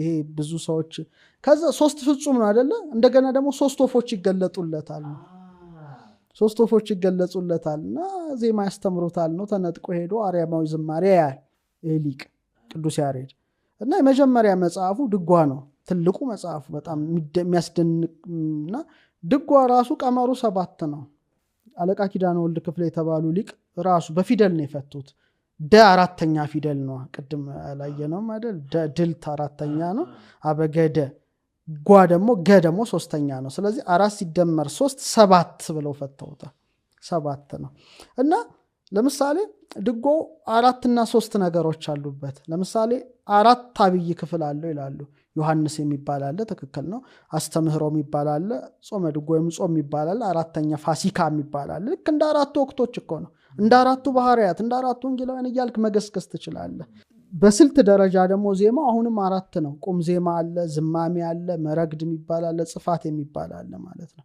ከዛ በኋላ ደግሞ ጋማ አይደለ ገመል ነው በእኛ ጓ 3 ድርሰት ይጨምርበታል ምዕራፍ ዝማሬና መዋሥዕት የሚባሉ መጻሕፍቶች አሉት ዜማውም ግዕዝ እዝል አራራይ ተብሎ ይደመራል ነው ግዕዝ እዝል አራራይና ሁሉም ደግሞ ግዕዝንም እዝልንም አራራይ ፊደላቱ በሚገኙበት ሲደመራቸው 97 9 ሲደመር 7 16 1 ሲደመር 6 7 ሆኖ ይዘጋል ማለት ነው እና ይሄ የቅዱስ ያሬድ ዜማ እግዚአብሔር ሰው አስነስቶ ቢጠና ብያስባለሁ ለምሳሌ ነው ፊደላቱ ላይ መጻሕፍት እንደጻፉ የዜማው ኃይል ላይ በጣም መንፈሳዊ ኃይል ነው እኮ ለምሳሌ በሬዎች ከማረስ ቆሙ ሲያዜም ከተባለ ለሰሚው ግራ ይጋባል ግን አሁን ኤነርጂን ፍሪኩዌንሲን ቫይብሬሽንን የሚያቅሰው ምኑም አይደለም አጼ ገብረ መስቀል እግሩ ላይ ሰካያሬ ደሙ ይፈሳል ግን አያቅም ስለዚህ ያ የተቀዳው ከሰማይ ነው ዋይ ዜማ ዘሰማይኩ በሰማይ ነው የሚለው ራሱ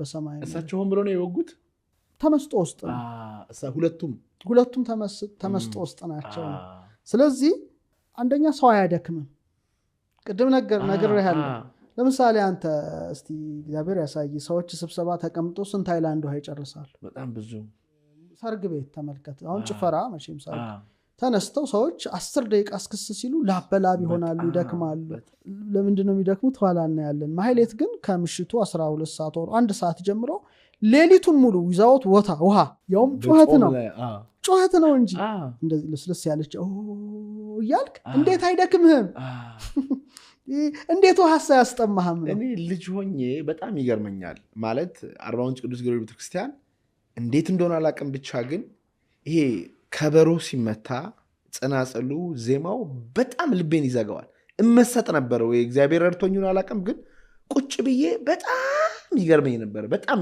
ማለት ይሄ በግልጽ በልጅነቴ ለነፍሴ ለውስጥ የሚሰጠውን ሰላም እገነዘበው ነበር አይ ነበር አስተውል ነበር እና በየወቅቱ ቅድም በፋሲካም ሲመጣ ብቻ የዜማውን ዲፍረንስ ውስጤ ታስተውለው ነበር ወቅቱ ሲቀያየር እንግዲህ ክርስቲያን ዜማውም ምኑም የሚሉትበትን መንገድ ይቀያየራል የሆነ ጊዜ ከበሮ ይቆማል የሆነ ጊዜ በመቋሚያ የሚያረጉት ነገር አለ የሚያስረግጡት አለ ጽናጽሉ ለመንፈሴ በጣም ሰላም ይሰጠዋል እና አስታውሳለሁ ቁጭ ብዬ አደምጥ ነበረ ፓይታጎረስን ተመልከተው ከ570 እስከ 495 መልደተ ክርስቶስ ፓይታጎረስ እኮ የነቅል መልደተ ክርስቶስ የነበረው ፈላስፋ እኮ የጂኦሜትሪ ቅርጽ ፊደላት ድምጾች በሚያወጡት ንዝረት ውስጥ እንዳለ እኮ የደረሰበት ሰው ነው እና እንደውም እኮ አንዱ ትምህርት እኮ ዜማ ነበረ በፍልስፍናው ትምህርት ቤት ምክንያቱም ዜማ ከፍተኛ ንዝረት አለው ያ ንዝረት ደግሞ ጤናህን ከፍ ያደርገዋል ወይም ይገልሃል ወይም ያነሳሃል ነው ስለዚህ ዜማ በጣም ወሳኝ ነው ኢያሪኮ የፈረሰው በጩኸት ነው ስለዚህ ድምጽ ማፍረስ ከቻለ ድምጽ ደግሞ ማንሳፈፍ ይችላል ማለት ሴም ታይም እንደዛ ነው ማየት ያለብህ ገልብጠ ስታየው እውነታው ይገባሃል ለምሳሌ አንዳንድ የጊዛ ፒራሚድ ኦር እነዚህ ከባድ ነገሮችን ምናልባት ሳውንድ ቴክኒክ ተጠቅመው የሆኑ ኤንሸንት ሰዎች የሚሉ ሐሳቦች አይኖት ሊሆን ይችላል የድምጽን ኃይል ከተረዳኸውና ከትክክለኛ ኤነርጂ ጋር ካገናኘው ፍሎት ማይሆንበት ነገር የለም እና ቅዱስ ያሬድ ዜማ በጣም ሰማያዊ ዜማ ነው እና በዚህ ደረጃ ያጠናው የለም ድርሰቱም አሁን እየተተረጎመ መጣ እንጂ 1500 ዓመት ሙሉ በጣም ረቂቅ ነው እንኳን አልተነካካ ቢነካካ አንድ ነገር ሲነካካ ነው እንትኑን የሚያጣው እና ተጠብቆ ያለ ነው እና እድሜም ያረዝማል ሰፊ ጸጋ የሚሰጥ ነውና እንግዲህ ያሬድን ከጠቀስከው በዚህ አንፃር ልመልስልህ ነው ሶልፎጂዮ የሚባል ነገር አላቅም እርሶ ሲነግሩኝ ነበርና እሱ ፍሪኩዌንሲ ያለው ኃይል ምንድን ነው እንግዲህ አሁን የድምጽ ጉዳይ ነው የኤነርጂ ጉዳይ ነው ያያየን የመጣ ነውና አሁን እንግዲህ ፍሪኩዌንሲ በሄርትዝ ከተለካ የሚያወጣውን ድምፅ ደግሞ ፕራክቲካሊ ብናየው የሚል ሐሳብ አለኝ እና ከ174 ሄርትዝ እስከ 963 ሄርትዝ ውስጥ ያለ ነው ይሄ ፍሪኩዌንሲ እና አይምሮዊ አካላዊ መንፈሳዊ ጤንነት ላይ ተጽዕኖ ያለው ሄርትዝ ነው ፍሪኩዌንሲ ነው እና ይሄ ግሪጎሪያን ቻንት ይሉታል በጎርጎሪዮስ ዜማ በመባል ይታወቃል ምንድነው ግን አጥኚዎቹ የሚሉት በጥንት ዘመን የነበረ ለምሳሌ ዳዊት በገናውን ሲደረድር ሳኦል ላይ ያልደረ መንፈስ ይሄድ ነበር ነው የመፈወስ አቅም ያለው ነው የጥንት ነው እና በጎርጎሪዮስ በስሙ እንትን አለ እንጂ ጥንታዊ ነው ይባላል እና ሶልፌጅ ፍሪኩዌንሲ የወጣው መጀመሪያ ለመጥምቁ ዮሐንስ የቀረበ መዝሙር ነበር ውዳሴ መነሻዎቹ ላይ ዩቲ ሬ ሚ ፋ ሶ ላ ይላል መነሻዎቹ ላይ ማለት ነው ከዛ እነዚህ ፍሪኩዌንሲዎች ይወጣሉ በኋላ በደንብ በዝርዝር ማስረዳት ያስፈልጋል ከዛ የሶልፌጂዮ ሲስተም ይለወጥና ዶ ሬ ሚ ፋ ሶ ላ ቲ የሚለው ልኬት መጣ ነው ከዛ ነው የተወሰደው ዶ ዶሚኒካ ጌታ ማለት ስያሜ ያላቸው እዛ ውስጥ አንገባ 11ኛው ሴንቸሪ ላይ እንግዲህ ከ6ኛው ወደ 11ኛው እንሸጋገር ከ7 እስከ 11 11ኛው ላይ አንድ መነኩሴ ጊውዶ የሚባል መነኩሴ ነው የሴልፍ ሶልፌጂዮ ፍሪኩዌንሲ የሚባለውን ይሄንን ልኬቱን የዜማውን ልኬት አስተዋወቀ ለመጀመሪያ ጊዜ እና እስቲ ድምጻቸውን እንሰማዋለን 396 ሄርትዝ 417 ሄርትዝ 528 ሄርትዝ 639 ሄርትዝ 741 ሄርትዝ 852 ሄርትዝ ናቸው እነዚህን ወደ አንድ ዲጂት ስትለውጣቸው 369 ናቸው ይሄ ነው ዋናው ጨዋ እዚህ ላይ ነው የሚጀምረው አሁን ጆሴፍ ፑሊዮ ፊዚሺያን ነው በ1970 ያው ፓይታጎረስ ይሄ ዕውቀት ነበረው ብያለሁ የዜማ ዕውቀት የቁጥር ዕውቀት የሱን ሂሳብ ያወጣና ቀመረ ፊደል ይጠቀማል ነው ግዕዝ ጌማትሪያ እንደማስተምረው እና ኦሪት ዘኍልቍ ምዕራፍ 7ን ይጨምርና በየ6 ቁጥር ወደ አንድ ዲጂት እየለወጠ ስድስቱን ኦሪጂናል የሆኑትን የሶልፌጂዮ ፍሪኩዌንሲን አገኘው ድጋሚ ማለት ነው ስለዚህ 6 ላይ 3 ጨምሮ አጠና 9 ሆነ አሁን እነዚህ ፍሪኩዌንሲ ማለት ጥንት ያዜሙት የነበረ ዜማ ማለት ነው ለመንፈሳዊ ዜማው ናቸው ያጠናቸው ዶክተር ሊዮናርድ ሆሪትዝ የሚባል ነው ይሄ ፑሊዮን ዶክተር ፑሊዮ ያገኘውን ግኝቶች በደንብ አድርጎ ፍሪኩዌንሲውን አጠና ምርጥ ሰው ነው እና ሂሊንግ ኮርስ ፎር ዘ ባዮሎጂካል አፖካሊፕስ የሚል 1999 ላይ በደንብ አድርጎ ድግግሞሹን ከሰማ በኋላ ከዲኤንኤ ጋር ያላቸውን መስተጋብር ያጠናል አሁን እዚህ ላይ ይመጣል ይሄ ነገር ያሳብዳል ጤና ይሰጣል የሚለው ጉዳይ እዚህ ላይ ነው ለምሳሌ ዘፋኞች ድንገት ሊሞቱ ይችላሉ ምንድነው ይሄን የሚያደርገው ማለት ትችላለህ እዚህ ላይ ልትገባበት ትችላለህ ነው ኦኬ አጥኞቹ እንደሚሉት ይልኬት በሂሳባዊ ልኬት የተሰደረ ከአጽናፈ ዓለም ጋራ የተሰናሰለ ሃርመኒ ያለው ልኬት ነው ንቃተ ህሊናን የሚያሳድግ ልኬት ነው መፍዘዝን የሚያወጣ ልኬት ነው አሁን በ1980 ባዮኬሚስት ባለሙያው ዶክተር ግሌን ሬንስ የሚባል ነው ተጽዕኖውን አደረገና እሱ እንደውም ተጽዕኖውን ሲያሰጣ አንዳንድ ሙዚቃዎች ለምሳሌ ጤና ላይ ከባድ መዘዝ የሚያመጡ አሉ ካየ በቴሌቪዥን ሰዎች ማንነታቸውን ለቀው በቃ የሚሆኑትን ማያውቁ ሰዎች አይተገኙ እንከባለሉ እንደባለሉ ያ ምንድነው የሚለቀቀው ፍሪኩዌንሲ ከባድ ነው ልብህን ምትህን ነው የሚያዛባ ከዛንተነትን አታቀው እንደ አራራይ አይነት ዜማ ሲሆን ደግሞ ይሄ አይምሮ ሰራሰር ቀጥም ይድሉብልንጋታ በጣም ደስ ብሏት ነው እንትን የምትለውና ይመስጣል በጣም ጮህት የበዛበት ከሆነ ግን የልብ ምትህ ይቀንሳል አሁን ወደ ዋናው እንምጣ 369 ናቸው 174 ሄርትዝ ምን ያደርጋል ህመምና ጭንቀትን ይቀንሳል ስሰማው 174 12 ነው 1 + 2 3 ነው ሆነ ዲጂቱ 285 ሄርትዝ ደግሞ ቲሹና ኦርጋንህን ሂል ያደርግልሃል ሴሎችን ሁሉ ይጠግናል 28 5 15 ነው 1 + 5 6 ነው አሁንም ከቴስላ አልወጣ ወይም ከኢትዮጵያ ፊደል ልኬት አልወጣ 396 ሄርትዝ ሲሰማ ደግሞ ፍርሃት ይርቃል ካንተ ደሳለም ይሄን ጭንቀት ምናምን ይርቃል 396 18 ነው 1 + 8 9 ነው በአንጻሩም ያስፈራ ድምጽ አለ ማለት ነው ይሄ ፍርሃት ከለቀቀብ ለምሳሌ በእኛ በኢትዮጵያ ዕውቀት ኤሊያኖች ሌላ ፍጡራን በዚህ ዙሪያ ለብቻው ማውራት እንችላለን አንዱ ሰበዳት የሚባሉ ክሬቸርስ አሉ የራሳቸው የሆነ ኪንግደም አላቸው ነው ወደ 20 ምናምን የሚጠጋ ሰፊ ጉዳይ አለ እዚህ ላይ ውቅያኖስ ላይ ከመሬት በታች እነዚህ የሚባሉ በጣም በኢትዮጵያ ዶክመንት ብዙ አለን በዚህ ላይ ተጻፉና ለምሳሌ አንዱ የሚያስፈራ ድምጽ መራሁተ እብን ክሪስታል በጣም ኃይል አለው እብነ ሐሪክ ህልቀተ ንጉስ ማህተመ እስክንድር መራሁተ ገነት የሚባል እሱን ክሪስታል ከከፈት ይርቃሉ ነው እነዚህ አይችሉትም መቋቋም ኤሊያኖቹ ይፈራሉ በጣም ፍርሃት ነው የሚለቀባቸው እና በዛ ነው ክሪስታል ነው እስካሁን ተዘግቶባቸው ያሉት ነው መቼ ይመጣሉ መቼ ይከፈታሉ እዚህ ላይ ያስፈልግም ነው 417 ተርትስ ደግሞ በቃ ኔጌቲቭ ነገር ከሰውነት ያወጣል 417 ደግሞ 12 ነው 1+2 3 ነው አሁን ድምጹን ብንሰማው ደግሞ ደስ ይለኛል 528 ደግሞ ዲኤንኤን ሪፔር ያደርጋል ይጠግናል 528 15 ነው 1 ሲደመር 5 6 ነው 639 ሄርትዝ ፍቅር ያመጣል ርህራሄ መንፈስ ይሰጣል 639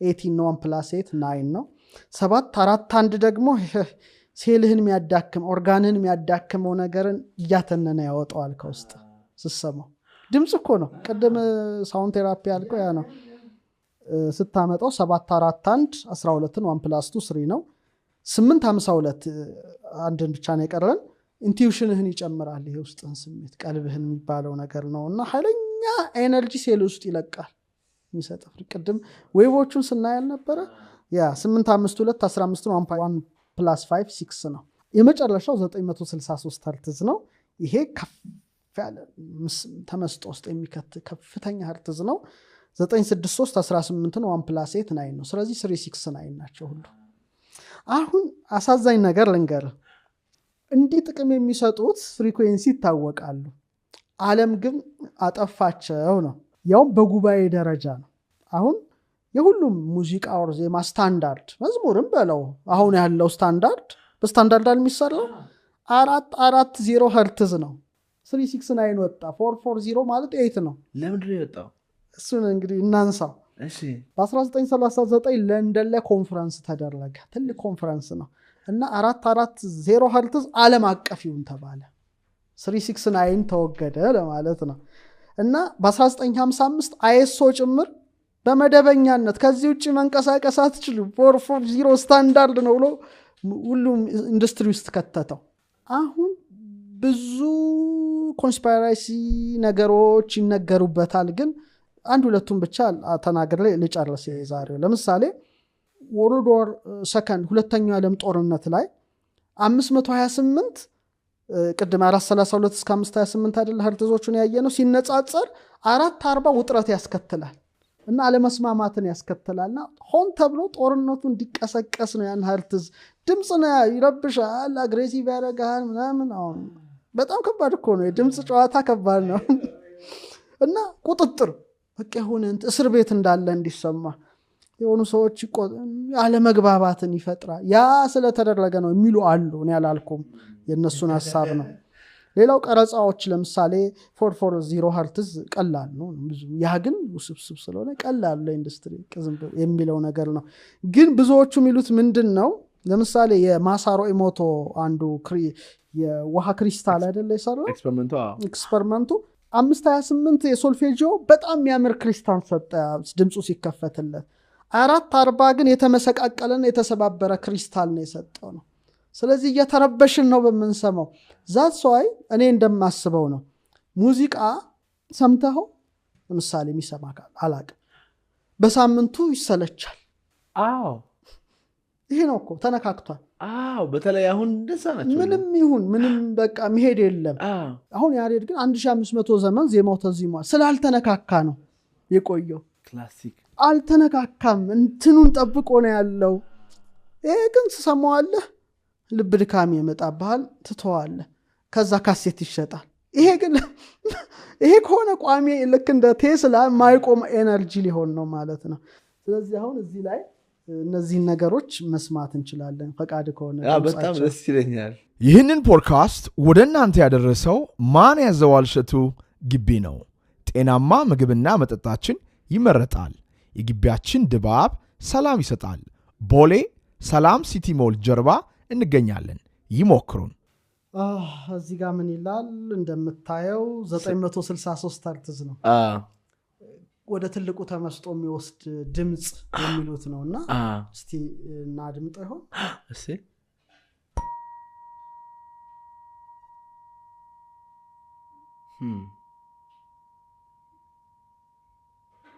በጣም ኃይለኛ ድምጽ አለ 963 ሄርትዝ ነው ይሄ 963 ነው እዚህ ጋር ስትነካው ይቆማል ቆመ ማለት ነው ስለዚህ ኤነርጂው ፍሪኩዌንሲውን እናየዋለን ማለት ነው ንዝረት ነው አሁን ዩቲዩብ ላይ ራሱ አለው እንደዚህ የሚሉ አለ ሄርትዝ እስቲ ሌላውን ሞክር እሺ እና እያንዳንዱን ለአንዳንዶች ለቴራፒ ይጠቀሙበታል ድምጹን ማለት ነው በቀላሉ ድምጽ ከገደለ ድምጽ ያድናል እውነት ነው ይሄ ደግሞ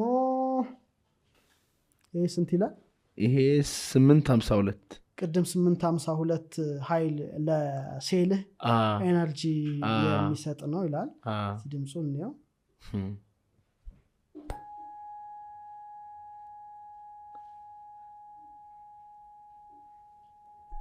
ዋው በጆሮ በሰማው ግን ትንሽ ይለያል እስቲ ላሰማ እስቲ አየክ ወደ ላይና ወደ ታች ሳደርግ ንዝረቱን በደንብ ቫይብሬሽኑን እንግዲህ ሁለተኛው ነው እናያቸው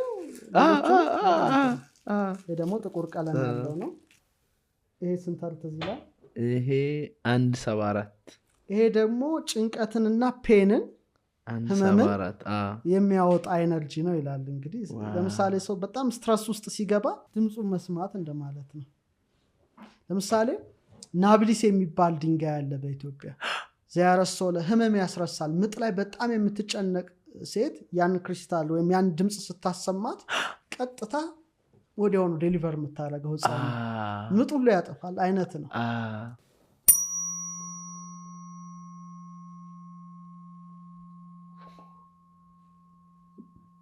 ሌላ ዳይሜንሽን ላይ ነው የሚወስደው ድምጹ በደንብ እዛ ላይ የተሰማ እንደሆነ ረዳለሁ ምክንያቱም በጣም ነው የሚሰማው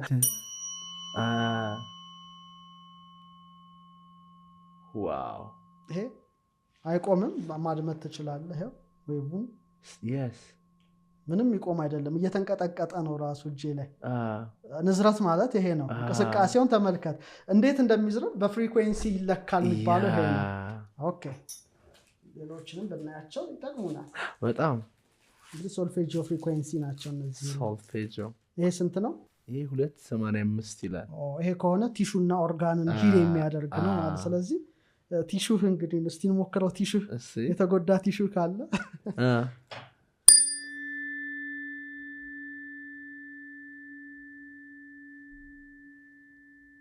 በጆሮ ብታደምጠው ደግሞ ሌላ ነው ይቆም አይደለም ቫይብሬሽኑ እጄ ላይ ይታወቀኛል ለኔ ያ ይሄ ስንት ነው 396 ይሄ ፍርሃት ነው የሚያረቀው ማለት ነው ኦኬ ኤሊያኖችን ያባረሩ ማርስ አታክ የሚባል ሙቪ ከሆነ አጥፍተው ኤሊያኖች መጥተው መጨረሻ በሚከፈትላቸው ሙዚቃ ጭንቅላታቸው እየተፈረካከሰ ይወድቅ ነበር ይሄ ማለት ያ ነው ሌላ ምንም እንትን 396 እንስማው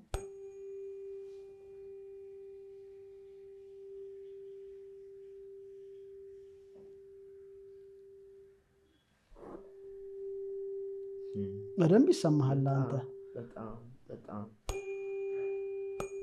ፍርሃት ያርቃል ነው የሳይንስ ኦኬ ይሄንን ነው ሁሉንም ሶልፌጂዮ ሰማን ማለት ነው በጣም ሶስት ብቻ ይቀራል ይሄ 741 741 ነው ይሄ ደግሞ ሴል እና ኦርጋን ውስጥ ያሉ መርዛማ እንትኖችን ድምጹ ያወጣዋል ተብሎ እንትን የሚባል ነው ማለት ቀደም እንዳየነው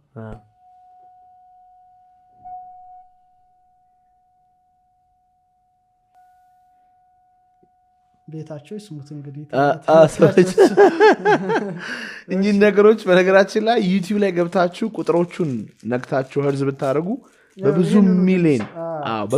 ሚሊዮን ቪው ነው ተጠቀማቸዋለሁ ግን እንደ በዚህ ሌቭል አልነበረም ዝም ብዬ አንኮንሺየስሊ ነበር የምጠቀማቸው ይሄ ደግሞ 639 ከሆነ ፍቅርን እና ኮምፓሽን ርህራሄ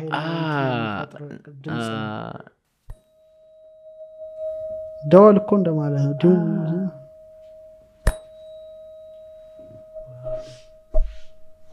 እንደዚህ እናቆመው እንግዲህ ሁሉም ነገር እንቅስቃሴ መሆኑን ታውቃለህ ሁለት ብቻ ቀርተውናል ከዛ ውሃ ላይ ደግሞ የሚፈጥረውን ኤነርጂ አይተን እንጨርሳለን አንተ እሱን አንተ ነው ሙከራ የምታደርገው እሺ ስንት ነው 528 ይሄ ዲኤንኤን ሪፔር ያደርጋል የሚባለው ቴስት እንሞክረው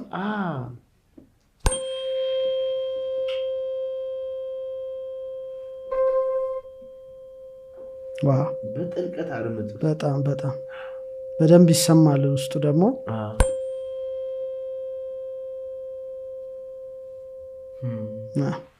የመጨረሻ እቺ ስንት ናት እቺኛዋ ደግሞ 417 ይሄ ደግሞ መጥፎ ስንትን ኔጌቲቪቲ የጥላቻ ምናምን የሚብሉት ነገር አጥቦ የሚያወጣ አይነት ነው ውስጥ እንትን የሚል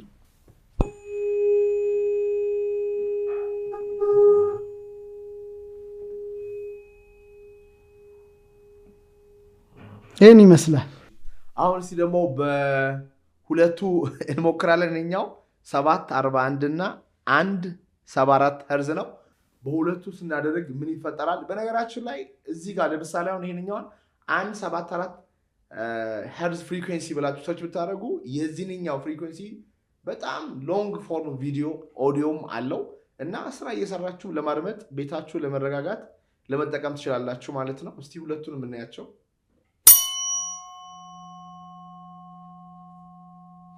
የቤተ ክርስቲያን ደወል ከዚህ ጋር ይገናኛል ግን በጣም እንጂ ደወሉ እኮ ኃይል ነው ኤነርጂ እኮ ነው ሻኩራው የሚጽህ እኮ ኃይል እኮ ነው ውሃ ላይ ምንድነው የሚሆነው እሺ ውሃ ላይ እስቲ እንሞክረው አሁን ይሄ ምንድነው ለምሳሌ አሸዋ ቢኖር ሁለት እንትኖች ቢኖሩ አሸዋው እንዴት ጂኦሜትሪካል ፓተርን እንደሚሰጥ እንደተረጋገጠ ሁሉ በተመሳሳይ መልኩ ውሃ ላይ ቅድም መልኩ 70% ውሃ ነው አላልነው እና ድምጹ ሲነካው ኦር ንዝረቱ ሲነካው ውሃው ምን ያደርጋል ኦኬ አንተ ተሞክረው ይስሞክር ኦኬ መተህ ጫፉን መክተት ነው በደንብ መተው ጫፉን ተውሃው ከዛ ውሃው አየው እንዴት አፈናጥሮ እንዳወጣው ተመልከት ሌሎችን ባረጋቸው የተለየ ነገር ይሰራል ሁሉም እንደዚህ ያፈናጠረ ያወጣል ሁሉም አይነት መፈናጠሮች ይለያያል ሁሉም አይነቱ አይነንቱን ይለያይ እንጂ ያው እንግዲህ ያበሰበሰን ነው ጥሩ ነው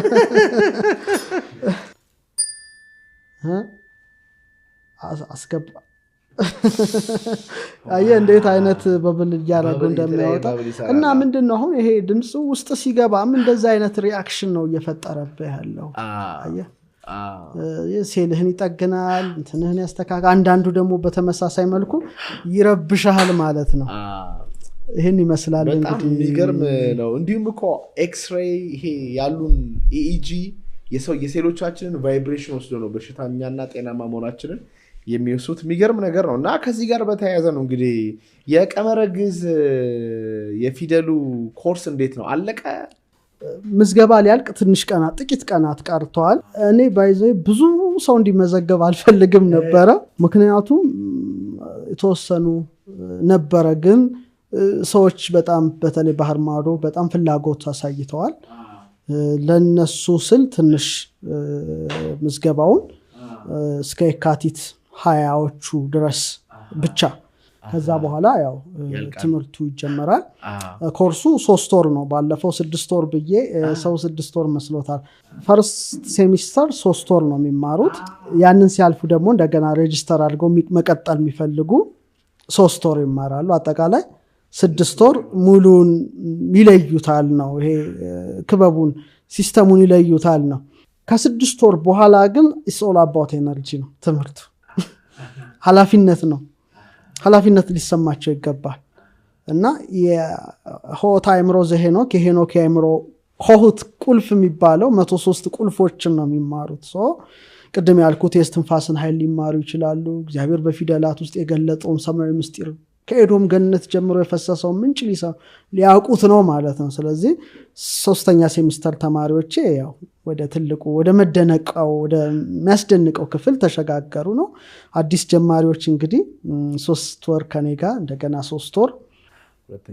ሁለተኛ ዙር ይገባሉ እንግዲህ በምዝገባውም ኢትዮጵያ ያው ባለፈው ባንተ እንትን ስልኩ ምኑም ተቀምጧል ሊንክ አለ ሬጂስተር ማድረግ ይችላሉ እንግዲህ ትምህርቱን በፊት በነፃ ነበር የምሰጠው አሁን ግን ሲስተሙ ደግሞ ከአሜሪካ ስለሆነ ለዛ ለሲስተም ይከፈል ምናምን ስላለ ነው ግን ስፖንሰር ደግሞ የተፈቀደልኝ ኮታ ስላለ አንድ 5 ተማሪዎች ደግሞ ስፖንሰር አደርጋለሁ አንድ 2 ሰዎች እስካሁን ስፖንሰር አደረግ 3 ተማሪዎች ደግሞ በምን አድርገን እንመርጣቸው 3ቱን ሰዎች ስፖንሰር እንዲሆኑ ቢያንስ መክፈል የማይችሉ ግን ይህን ዊዝደም ማወቅ የሚፈልጉ ቢሆኑ መርጣለሁ ስለዚህ ለአንተ እድሉን ልስጥህ 3 ሰዎች እንግዲህ የኛ ተከታታዮች የሆናችሁ በጣም ይህንን ነገር ማወቅ እና በጎ ተጽዕኖ በዚህ ማምጣት የምትፈልጉ ሰዎች ካላችሁ እኛ መስፈርቶችን እናስቀምጣለን